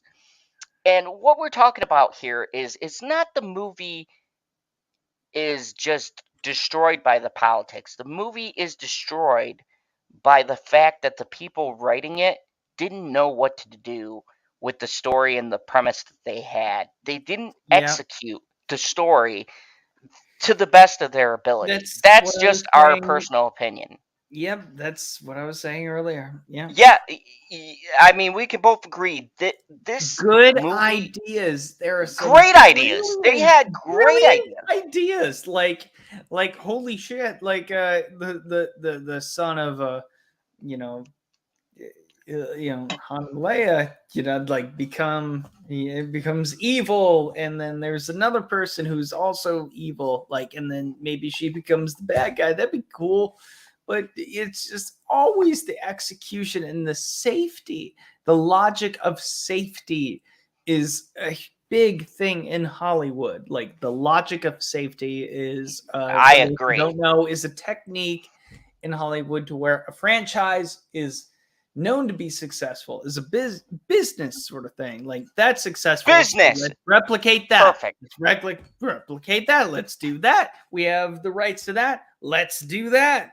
Exactly. This is you hit the nail on the head for me. This is a very safe film. And sometimes, especially with a long-running franchise, and this is where I give Fast and Furious a credit. Well, hold on. I think you got to play it. Well, Zod, I just thought of something. Think of it like this. Like, it's like you can see in the script, like when you're watching this movie in particular, the studios and the writer conflicting. The studio is Phoebe Waller-Bridge, and the writer is Indiana Jones. That's why you don't have that impactful ending of him living his life in the Archimedes timeline. That's why. Because it's literally like in the script is probably what the fucking studio and the writer were probably arguing about. And James Mangold, by the way, what the fuck, dude? You were on your high horse last year. No, I have a bone to pick with this guy. Hey! He went after Logan. Be careful. That's my favorite fucking superhero movie of all time. I don't blame James Mangold. I think that there is a lot of hand-holding. You even said yourself. I think that he wanted to do something because the original script was Indy dies. And you know what? I agree with that, if he chose to kill him in the past, which is what I was gathering they said was going to happen, I think that actually is a better ending given the film that we got. And we both agreed, right? Let him live in the past, die in the past, whatever. Like, I think that would have been a fitting ending. Like little things that I have that would be very expensive, but it would be just having Short Round be in the movie. That's I mean, that's a gimme. maybe he tried to get a hold of Having him. him be like Dr. Jones, and saying that at the end, and then having Indiana Jones live in the past, literally because he's a relic of his time. It makes sense, It's symbolic. It really does make sense for him to die, to live in the past because he studies that. It like for this story, it makes sense. Like, he's not made for this world. It's like a lot of these franchises don't really feel like they live in this world, if you will. So like it could be like a sort of commentary on that as well. But that's the sort of level of if you dig in deep into it, that's why it works so well. But for some reason it just did not work.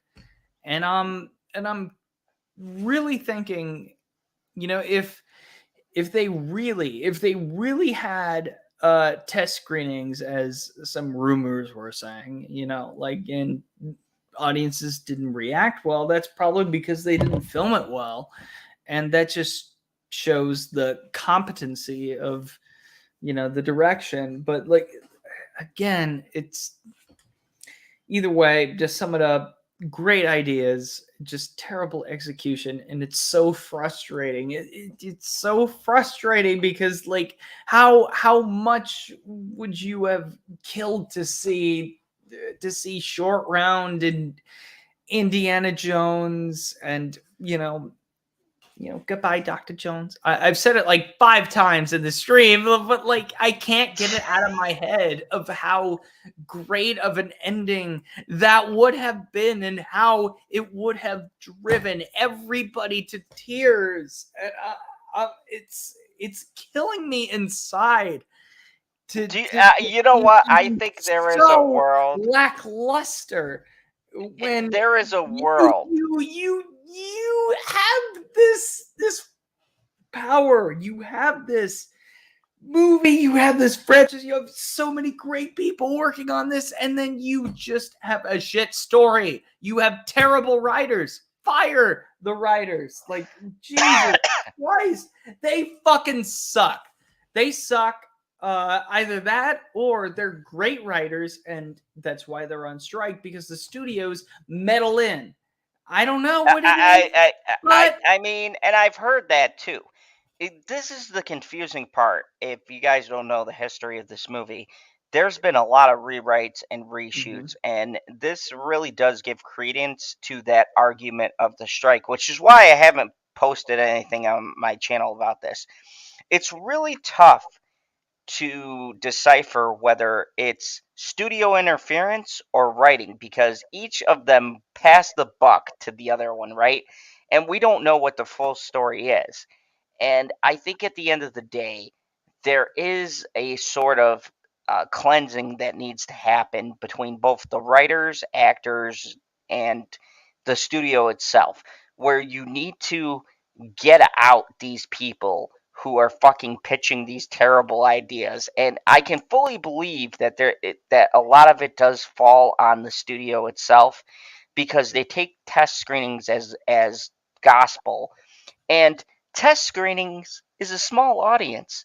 That doesn't mean that the majority of your fan base would have disapproved this thing. It could have been that group wasn't feeling it. Like, somewhere in this universe, there is a movie where the ending hits hard and we're all tear jerked and we go, you know what? We may not like Disney, but god damn it, they gave us a great Indiana Jones movie. Like, in some universe this exists. But they do what they do, and they listen to social media, and look, We can be those assholes. We've been those assholes where we talk about how terrible Disney is and all the shitty things that they do. But here's the truth, and I'm just going to lay it out for you. At the end of the day, not everything they've put out has been garbage.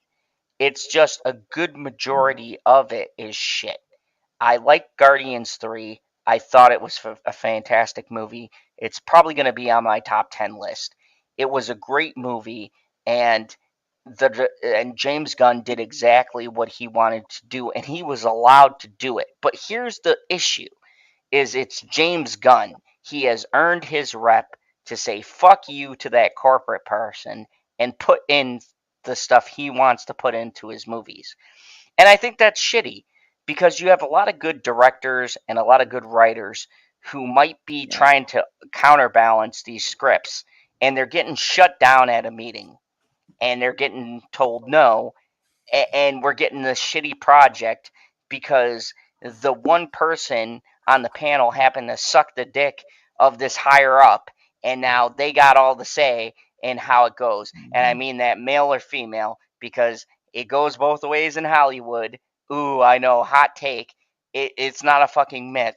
Hollywood is a fucking sick, depraved place. Okay, so if you think both women and men haven't been fucked, I wouldn't have gone that route. I would have gone with the power route, because look, studio but that does assholes. you can be like, fucked you in can many suck my ways. dick one way or another, but either way, you're gonna be sucking my dick. Like that's gonna be like one of those sort of things. It could be in a business way of like, yeah, I'm gonna fuck you over, or like it could be a literal thing. Absolutely, if that's what you're getting at. Yeah, that's what I'm saying. People get fucked in Hollywood all the time, and we don't know how much of this is influenced by studio / writers / I mean, and here's the other thing. There's like 6 or 7 different writers on this film. And when you have so many cooks in the kitchen, as you say, you're going to come up with an end product that is just not going to be good because it's been so diluted and these and are so only changed. the ones that are credited.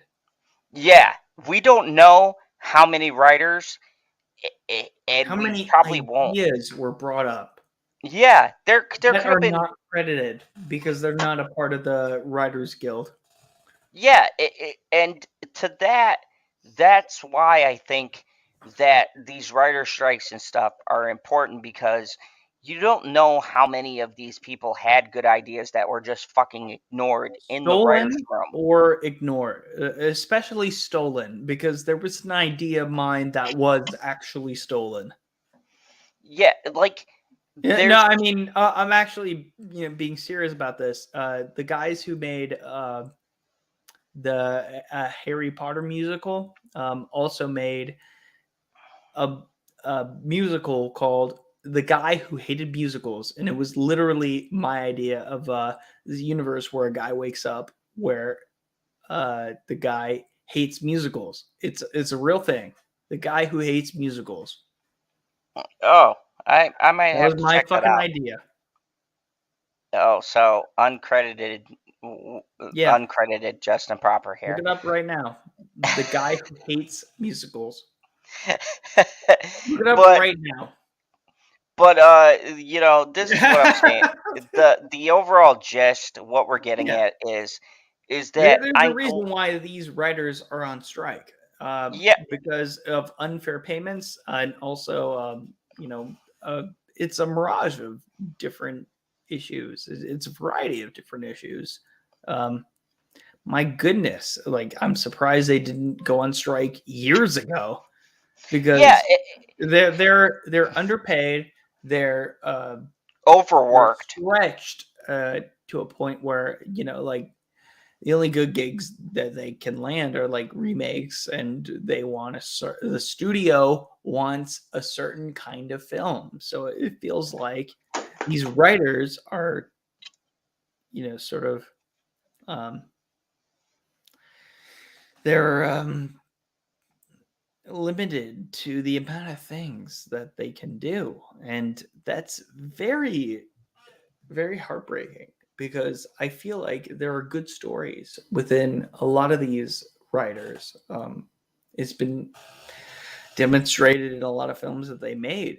I mean, even Rian Johnson, I would argue that Knives Out, like that first Knives Out, not Glass Onion, Knives Out was a good film for me. Like I would argue it Brick or worked for Looper. me.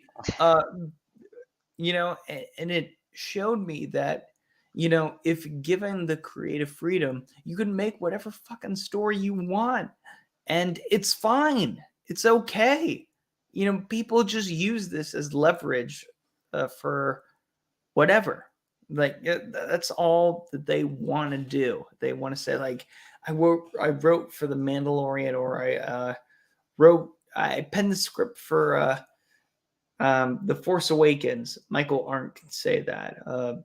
I guess it's just one of those things where I feel like there are great stories out there, and they're great stories for these pre-existing characters, pre-existing franchises, but for whatever reason, it just gets boggled down with either studio meddling or meddling from somebody else, to where I'm like, I want to see this. This is an interesting story that I want to see, but why do we have to carry on from what happened afterwards? Why can't we go to that?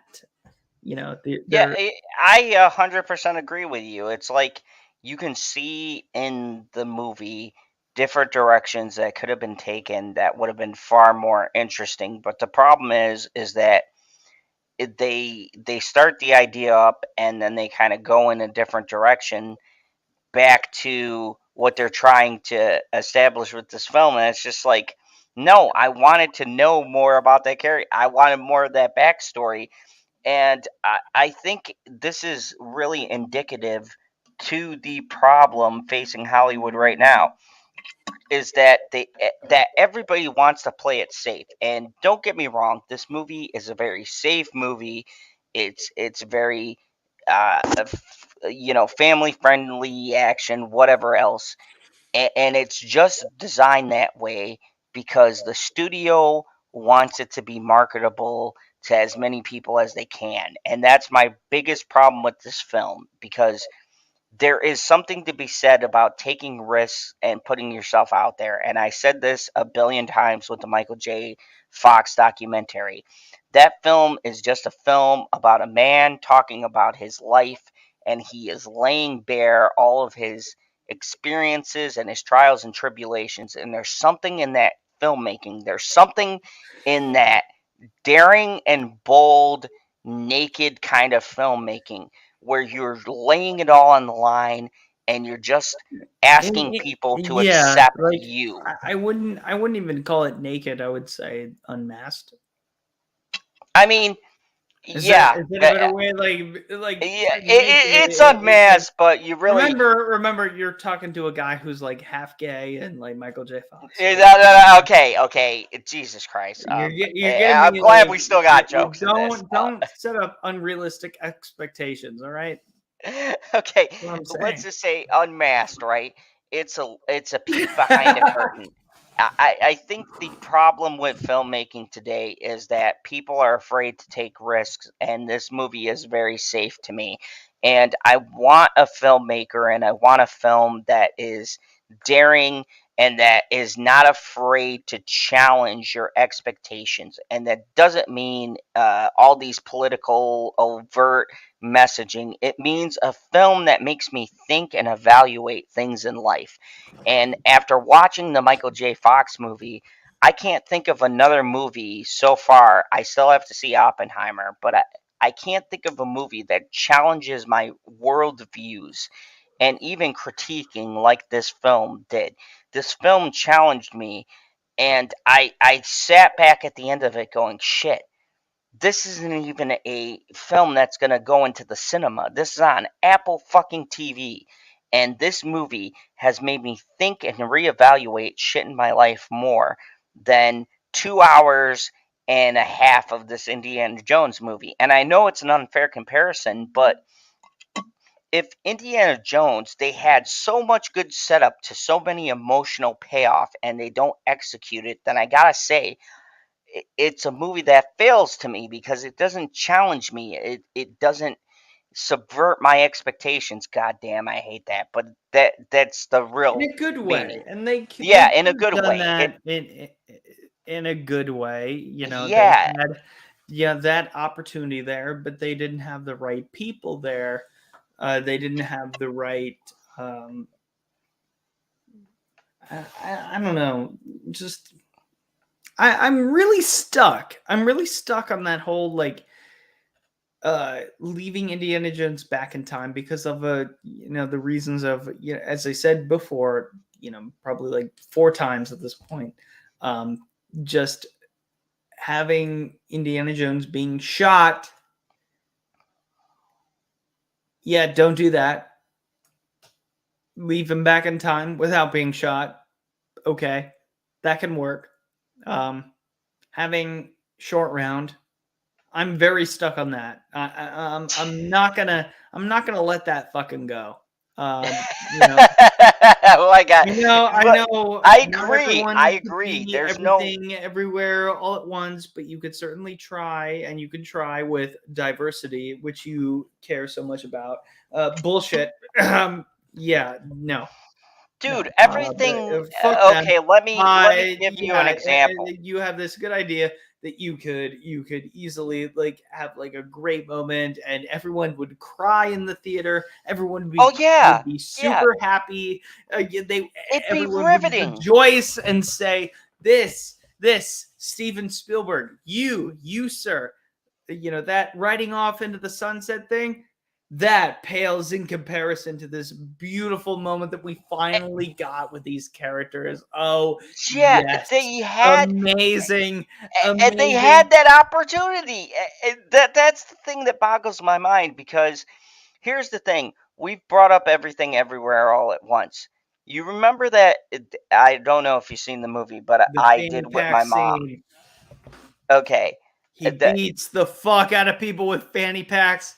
Imagine that in Indiana Jones. He beats people up with a fanny pack. okay, Something but like, hold on. oh, I this is a wanna I wanna highlight a moment in this movie, and I remember watching this with my mom, and this loops back to our problems with Dial of Destiny.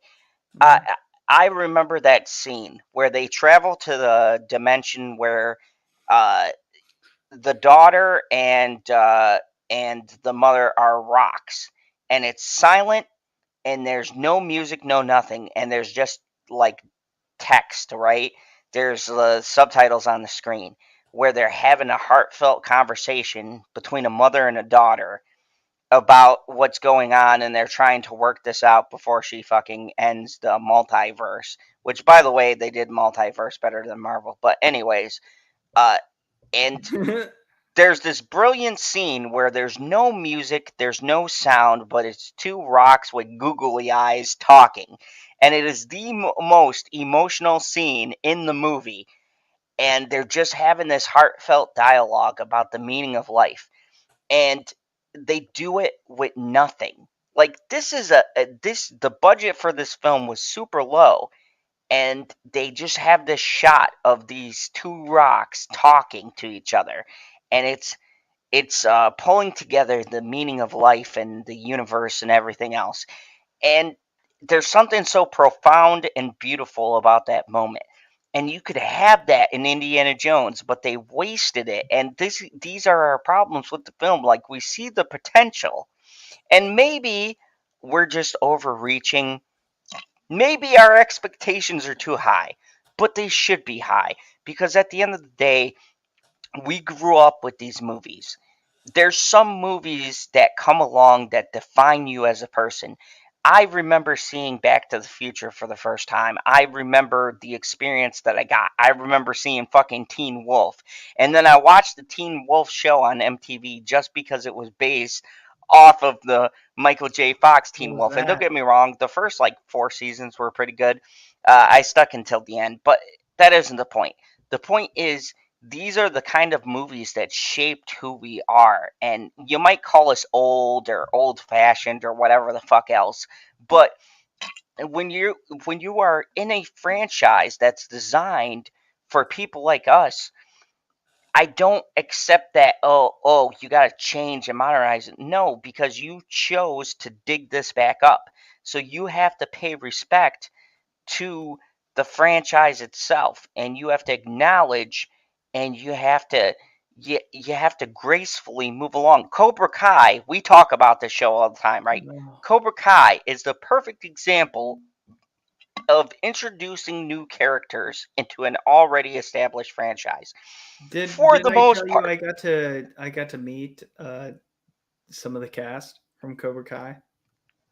Oh, you son of a bitch. No, you didn't tell me that. They I would have were fucking hated they you were at forever. Whorehound, and it's a local it's a local horror festival. So like the people from Terrifier were there, and they were great. But getting to meet Marvin Coe like was amazing, and I asked them the question of, and it's on the place to be reviews, the place to be reviews, ETAP. He posted the video on this, I think, but yeah, we were there at the convention together, and I asked them the question of, you know, what is it what is it about Cobra Kai that has manages to pay respect to its universe and respect the mythology, where so many like how does this franchise, how does like the fucking Karate Kid succeed where so many others have failed or missed the mark? And they had said that it all comes down to the writing, it comes to the compassion. And one of the guys said it was because that they had heard that the writers had said we would be doing this even if we weren't getting paid. Wow. That's crazy. See, to me, that's the kind of old school thing we're missing. Like I watched the Michael Fox documentary, and this is a man who basically sold everything in this shitty, like, one basically just a fucking house with a toilet and a bathroom and a shower to wash his dishes, right? Broke ass poor. And that to me signifies a writer who would give up everything, who would live broke just to be able to accomplish what they want to do in writing, which is a rare thing. And I And think, get the actors from the movies that you want to be in it and actually do it. yeah, it's a And love. that's what separates Lucasfilm from Cobra Kai. Cobra Kai comes from fans. Lucasfilm comes from studio meddling. And And and that's what it has become, as opposed to, look, you can say whatever the fuck you want about the prequels or Indiana Jones 4, whatever. But at least you know the cringe comes from a place where it's at least, George Lucas's soul, especially when it comes to the prequels. Like that, the Phantom Menace to me is like such an amazing character dive into who George Lucas is, what he wants, what his ideas are. That movie is pure George Lucas, whether you like it or you don't like it. If you don't like it, that's okay. But if you do like it, you know that it's a part of one man's unrequited like vision, like unmeddled. Like this is away from studios. Like you do not get that ever. and that is our point behind here. I guess the overarching theme, or what we're gonna cap this review off with, because I do gotta go. I got fucking dishes to do. The highlight is that this movie does not fail to us just because we think it's shit and it's made by Disney. That's not the complaint here. The complaint is there's a lot of good ideas, but there's no soul, there's no heart. You can very much feel that there's no passion in what you're doing. And at the end of the day, it all comes down to the artist and to the message. And I feel like when you have 20 different writers and you have three or four different scripts that pass through, and you have all of this meddling, and this isn't the studio, this isn't a knock on the writers, this isn't all of that. This is just saying somewhere along the line, when you have a story that's done by committee, and when you have a story that's done by people who don't understand the love and the passion of the people who are behind a certain series or show and everything else, and this is the best way I can describe it as a fan. When people don't get what made the movie special, when people don't get what made the person special, right? It comes out very hollow, and it comes out very cold and calculated and very by the numbers. And I get more disheartened because the first 20 minutes was the Indiana Jones that I knew and loved. And to be let down by the rest of the movie is very heartbreaking because I see that there were very good ideas in this movie, but they just didn't know how to bring it to fruition. That is my issue with this film. There's very good ideas here. There's a good story here. It's just not executed very well. And I I'm not saying this as a shill for one side or a shill as the other. I'm saying this as a person who loves this goddamn series the way that I do, who grew up with these movies. It's not that I'm old and that my way of thinking is outdated or that I'm past my prime and I just gotta let people step aside. No, I'm fine with that. I accepted that with a lot of franchises, with Ghostbusters, with not the, Melissa McCarthy, the newer Ghostbusters, right? I accepted that with Cobra Kai and things like that. That's not my issue. Even Marvel and some of their shit.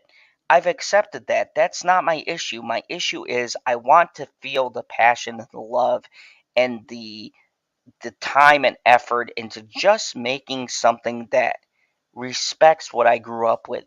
You don't have to make it pitch perfect. You don't have to give me everything beat for beat. I don't fucking care about going back to the source or whatever. I just want it to be something where I feel the love and the passion for a project. And if I don't feel that, it's very evident. And I think that's where this movie is not hitting with a lot of people. You can feel something that is made by people that care versus people who don't. It's very obvious, it's very apparent, and you can feel the lack of empathy and compassion in this film. And That's it. That you nailed yeah, it. that It's the people that care versus the people who don't give a fuck.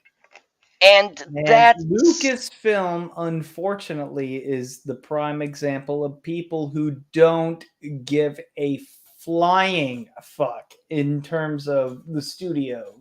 When it comes to creators, who are in charge of like writing and directing it, yeah, you have some people who like are really like, I have this vision, I have these great ideas, and they're great ideas, but they're just ideas. there's They're great yeah, ideas, but how do you execute it? And if a normal person can't think of a good idea, then how the fuck is somebody who made the idea that's a great concept to begin with? How do they conclude it? Well, they don't fucking know. It's supposed to be for the next guy. Like, it's one of those things where, like, there are so many great ideas, but there are not always obvious conclusions to them. That's where the Star Wars, you know, sequel trilogy like fails with Indiana Jones. There is a clear, great idea. There is a clear ending. There is a clear way, at least in my mind, how this should obviously end, and then they don't do it. It's just like they do the circle thing with like Indiana Jones taking his hat off a clothesline, and it's like a fucking Looney Tunes cartoon. That's what a lot Yeah, of people said. Like, but like, but it was like, but that's all fucks. Like, yeah, I don't know. and That was a terrible Porky Pig impression, but you get the point. yeah, and it's like these things could all work if they are executed better, and that's what we're saying. Like, That's it. there's there's a lot of scenes and a lot of moments, and we could go on and on that have the great they have the great setup, but there's no one to perform the punchline, and it's just like when you tell a joke, right? And me and Bitchy were talking. We watched the Amy Schumer comedy just out of curiosity, just to kind of mock it, and it's like an Amy Schumer comedy special. And bear with me with this analogy. She has good setups for jokes, but instead of a punchline, she just rambles on and then does the punchline like 20 minutes later when you forgot what the joke was. So my point is that there's a great idea here, but when it comes to performing the execution of that idea, it doesn't work because by the time they come to the solution and they execute what they're trying to say, they don't know where they were going with the joke. They don't know where they were going with the scene, right? So it kind of gets lost in translation. And that is my biggest issue with this movie was like you had such great opportunities, but it just was a failure of execution. And I really envy people like look like Rob and everybody who's been here in the chat. Shout out, go check out Rob Rule's channels. He's a great guy. I love him. I've done a lot of Rob was Johnny Depp awesome. stuff with him. He's a great guy, and I wish I could be in the mindset that he has, where he just enjoyed this movie, and I envy that because I wish I could be the type of person who could just enjoy the movie without the stuff attached to it. But at the end of the day, I critique things and I critique them harshly sometimes, but it's just because I love it so much. And I don't want to see people have this idea about this franchise that isn't true. Like, that it's this one thing, and if you go back and watch the originals, they're completely different, and then you have this discourse like, oh, the originals suck because blah blah blah from these new people watching this, and that wasn't our experiences growing up. We grew up very different. We got to see the brilliance and the heart and the soul even in Crystal Skull, like the time and the effort and the passion that were put into these movies that was just lost in corporate greed and money and just wanting to make a quick buck. And it's a very disheartening. And that's where we come from when we do these reviews. I don't want to shit on something just because. I want to explain to you why I'm shitting on this particular thing. I don't want to hate stuff. I don't want to be angry. Like, I loved the Michael J. Fox movie. I was riding high off that. I love the new Justified show that's come on. It's made me happy. But when something makes me angry, I've got to tell you the reasons why. And it's not because I hate what I'm reviewing, it's because I love a lot what I'm reviewing, because I want people to know this is not a representation of what we grew up with, what we wore our hats with, why we thought a fedora was fucking cool. You know, this, Yeah, nor should it be a representation. yeah, this was our childhood. This is what we had. And times change, people change, but great art, great things that are made by people that speak to your soul, they should remain It's constant. it's a weird thing. It's a weird thing because I it's dawning upon me. Like, because people change and things change. It makes sense that in movies the characters, like when you're doing requels, whatever is that's the Scream terminology that we've adopted. The requels, they will bring up these old characters because of nostalgia and because of money, but then they would also change them to make them human, and then people react negatively. That's the writer's mindset. It's just like they're like, oh, what the fuck? It's just like, I had this idea. It seemed like a great idea. Like, and people are reacting negatively. Like, look, here's the thing: you can't. There's many things you can do with the character, but inconsistent is not one of them when it comes to movies. You can And by fuck the around. way, Hold on, on hold on. You can no, fuck I have to around. say this. StreamYard is clocking us at 5 people, but we really have 9. We have a shitload of comments I might go over before we like go out, but I can't pull them up on StreamYard because there's a huge delay. And I just want to say thank you to the 9 people who are watching.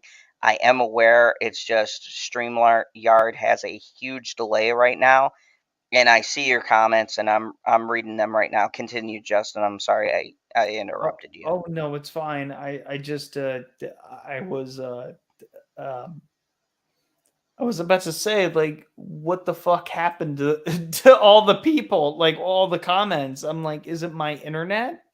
No, no, no. It's just to let you guys know, StreamYard has us at 5 people. We are currently at 8, so I'm sorry. Papa Cotton, hello. We have the lovely Sherry, hi. And I'm What the trying to fuck is see who. up?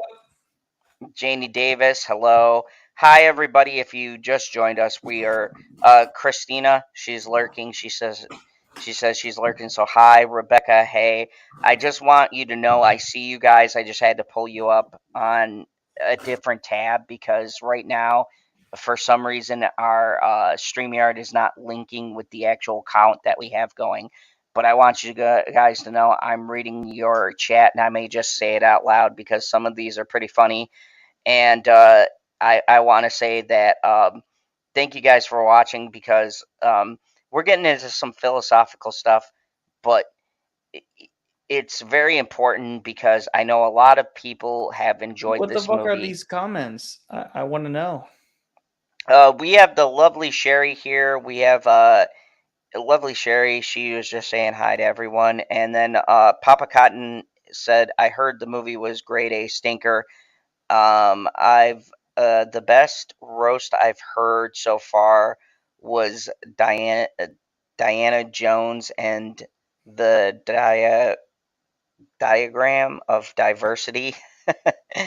But yeah, There's uh, a diagram of diversity that I she think that's commented. just a joke. And then T Virus has been commenting back and forth. Janie Davis has been Crystal Skull was worse than the new one by far. I disagree.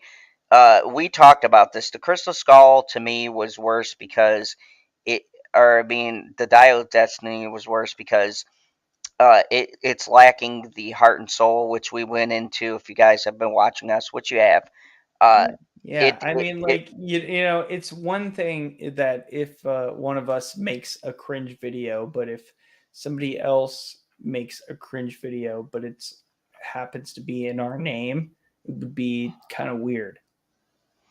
You know what yeah, I mean? yeah. I Yeah, definitely agree. it doesn't really make sense. Yeah.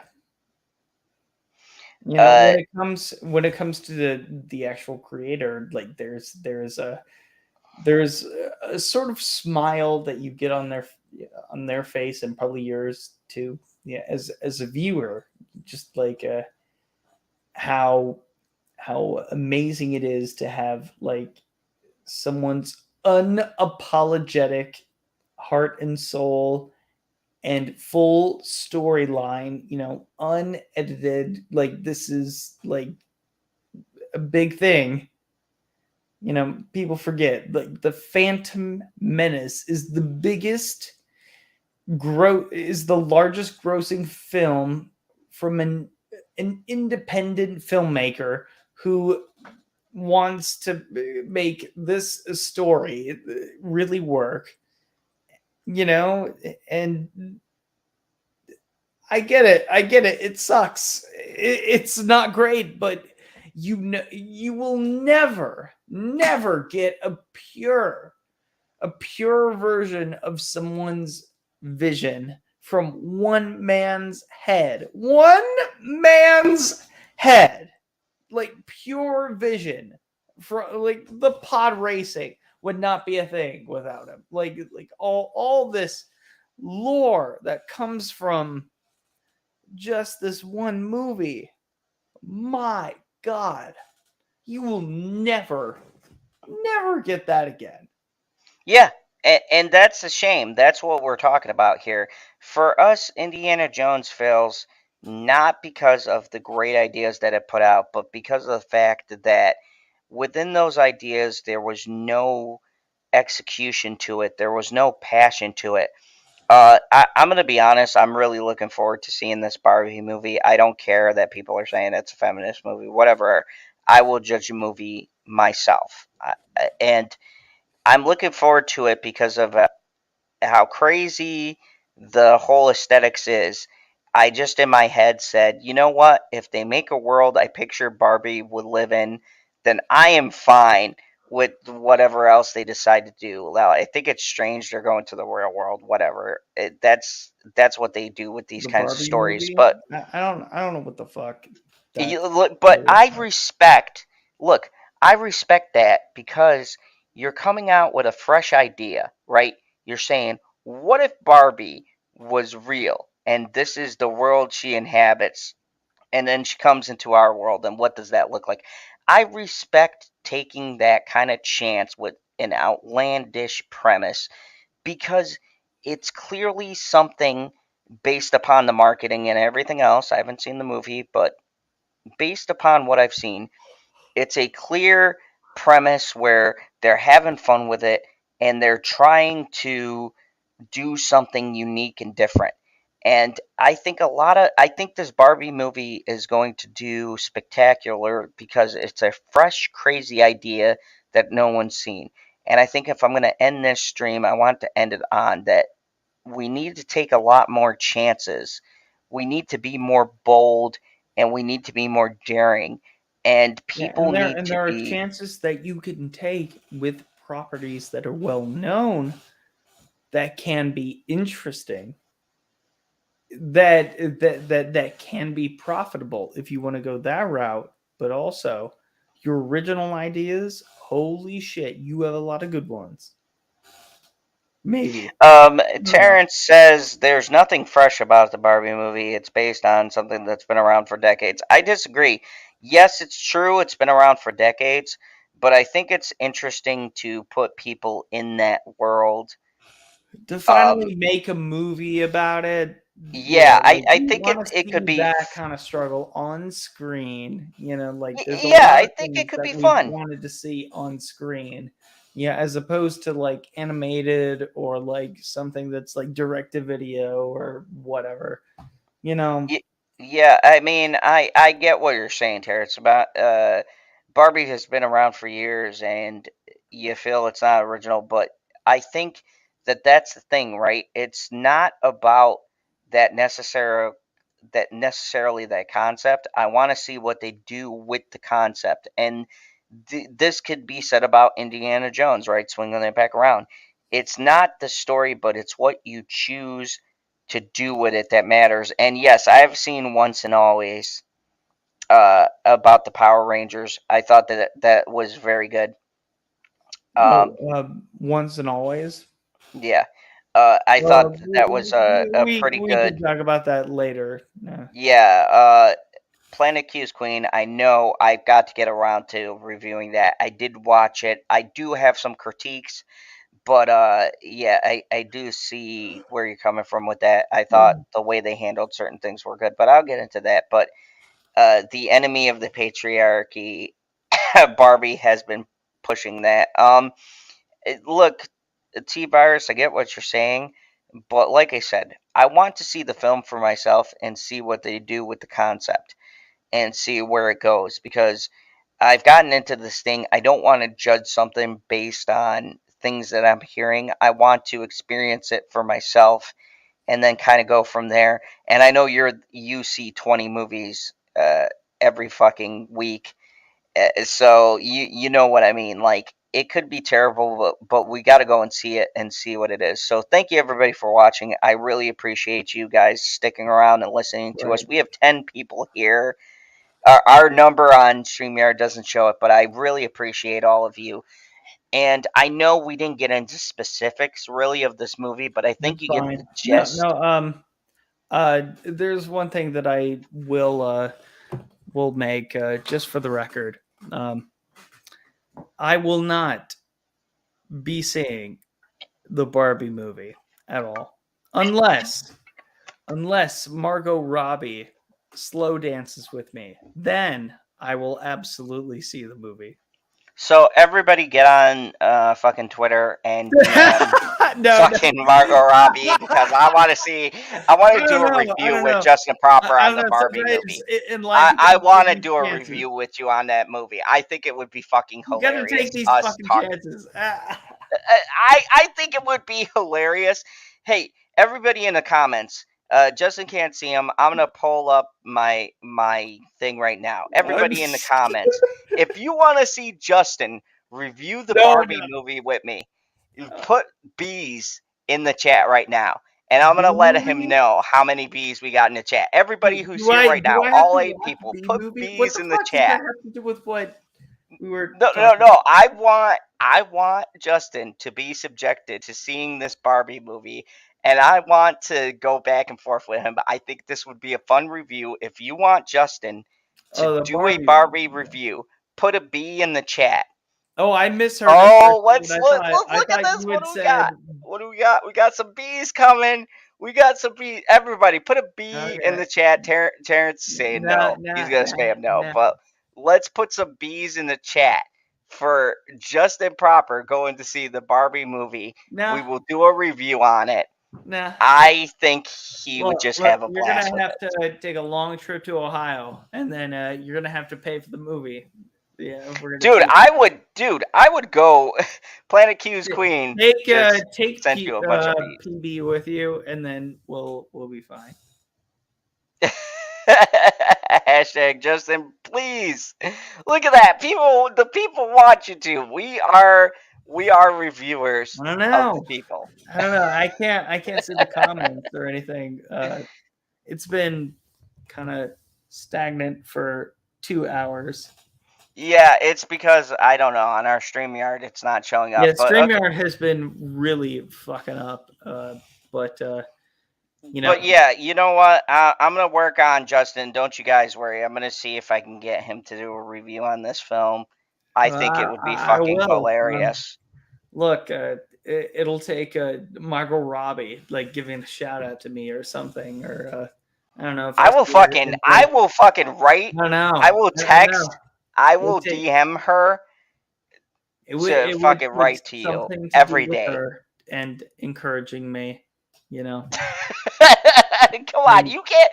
You're telling me. Look, man. If not for anything, you don't want to see Margot Robbie in those fucking outfits. Zod, to my credit, I thought I was straight for 22 years, and Margot Robbie was very much a part of that. So let's just end it at that. Yeah. Okay. So here's the thing. We're going to campaign hard. Don't worry. When we get off, I'll call Justin every day and ask him if he's seen fucking Barbie movie. Don't worry. I will annoy him until he goes to see this movie. I'm not gonna do it. I will fucking drive to your house and show up at your door and be like, I am paying for the ticket. Let's go.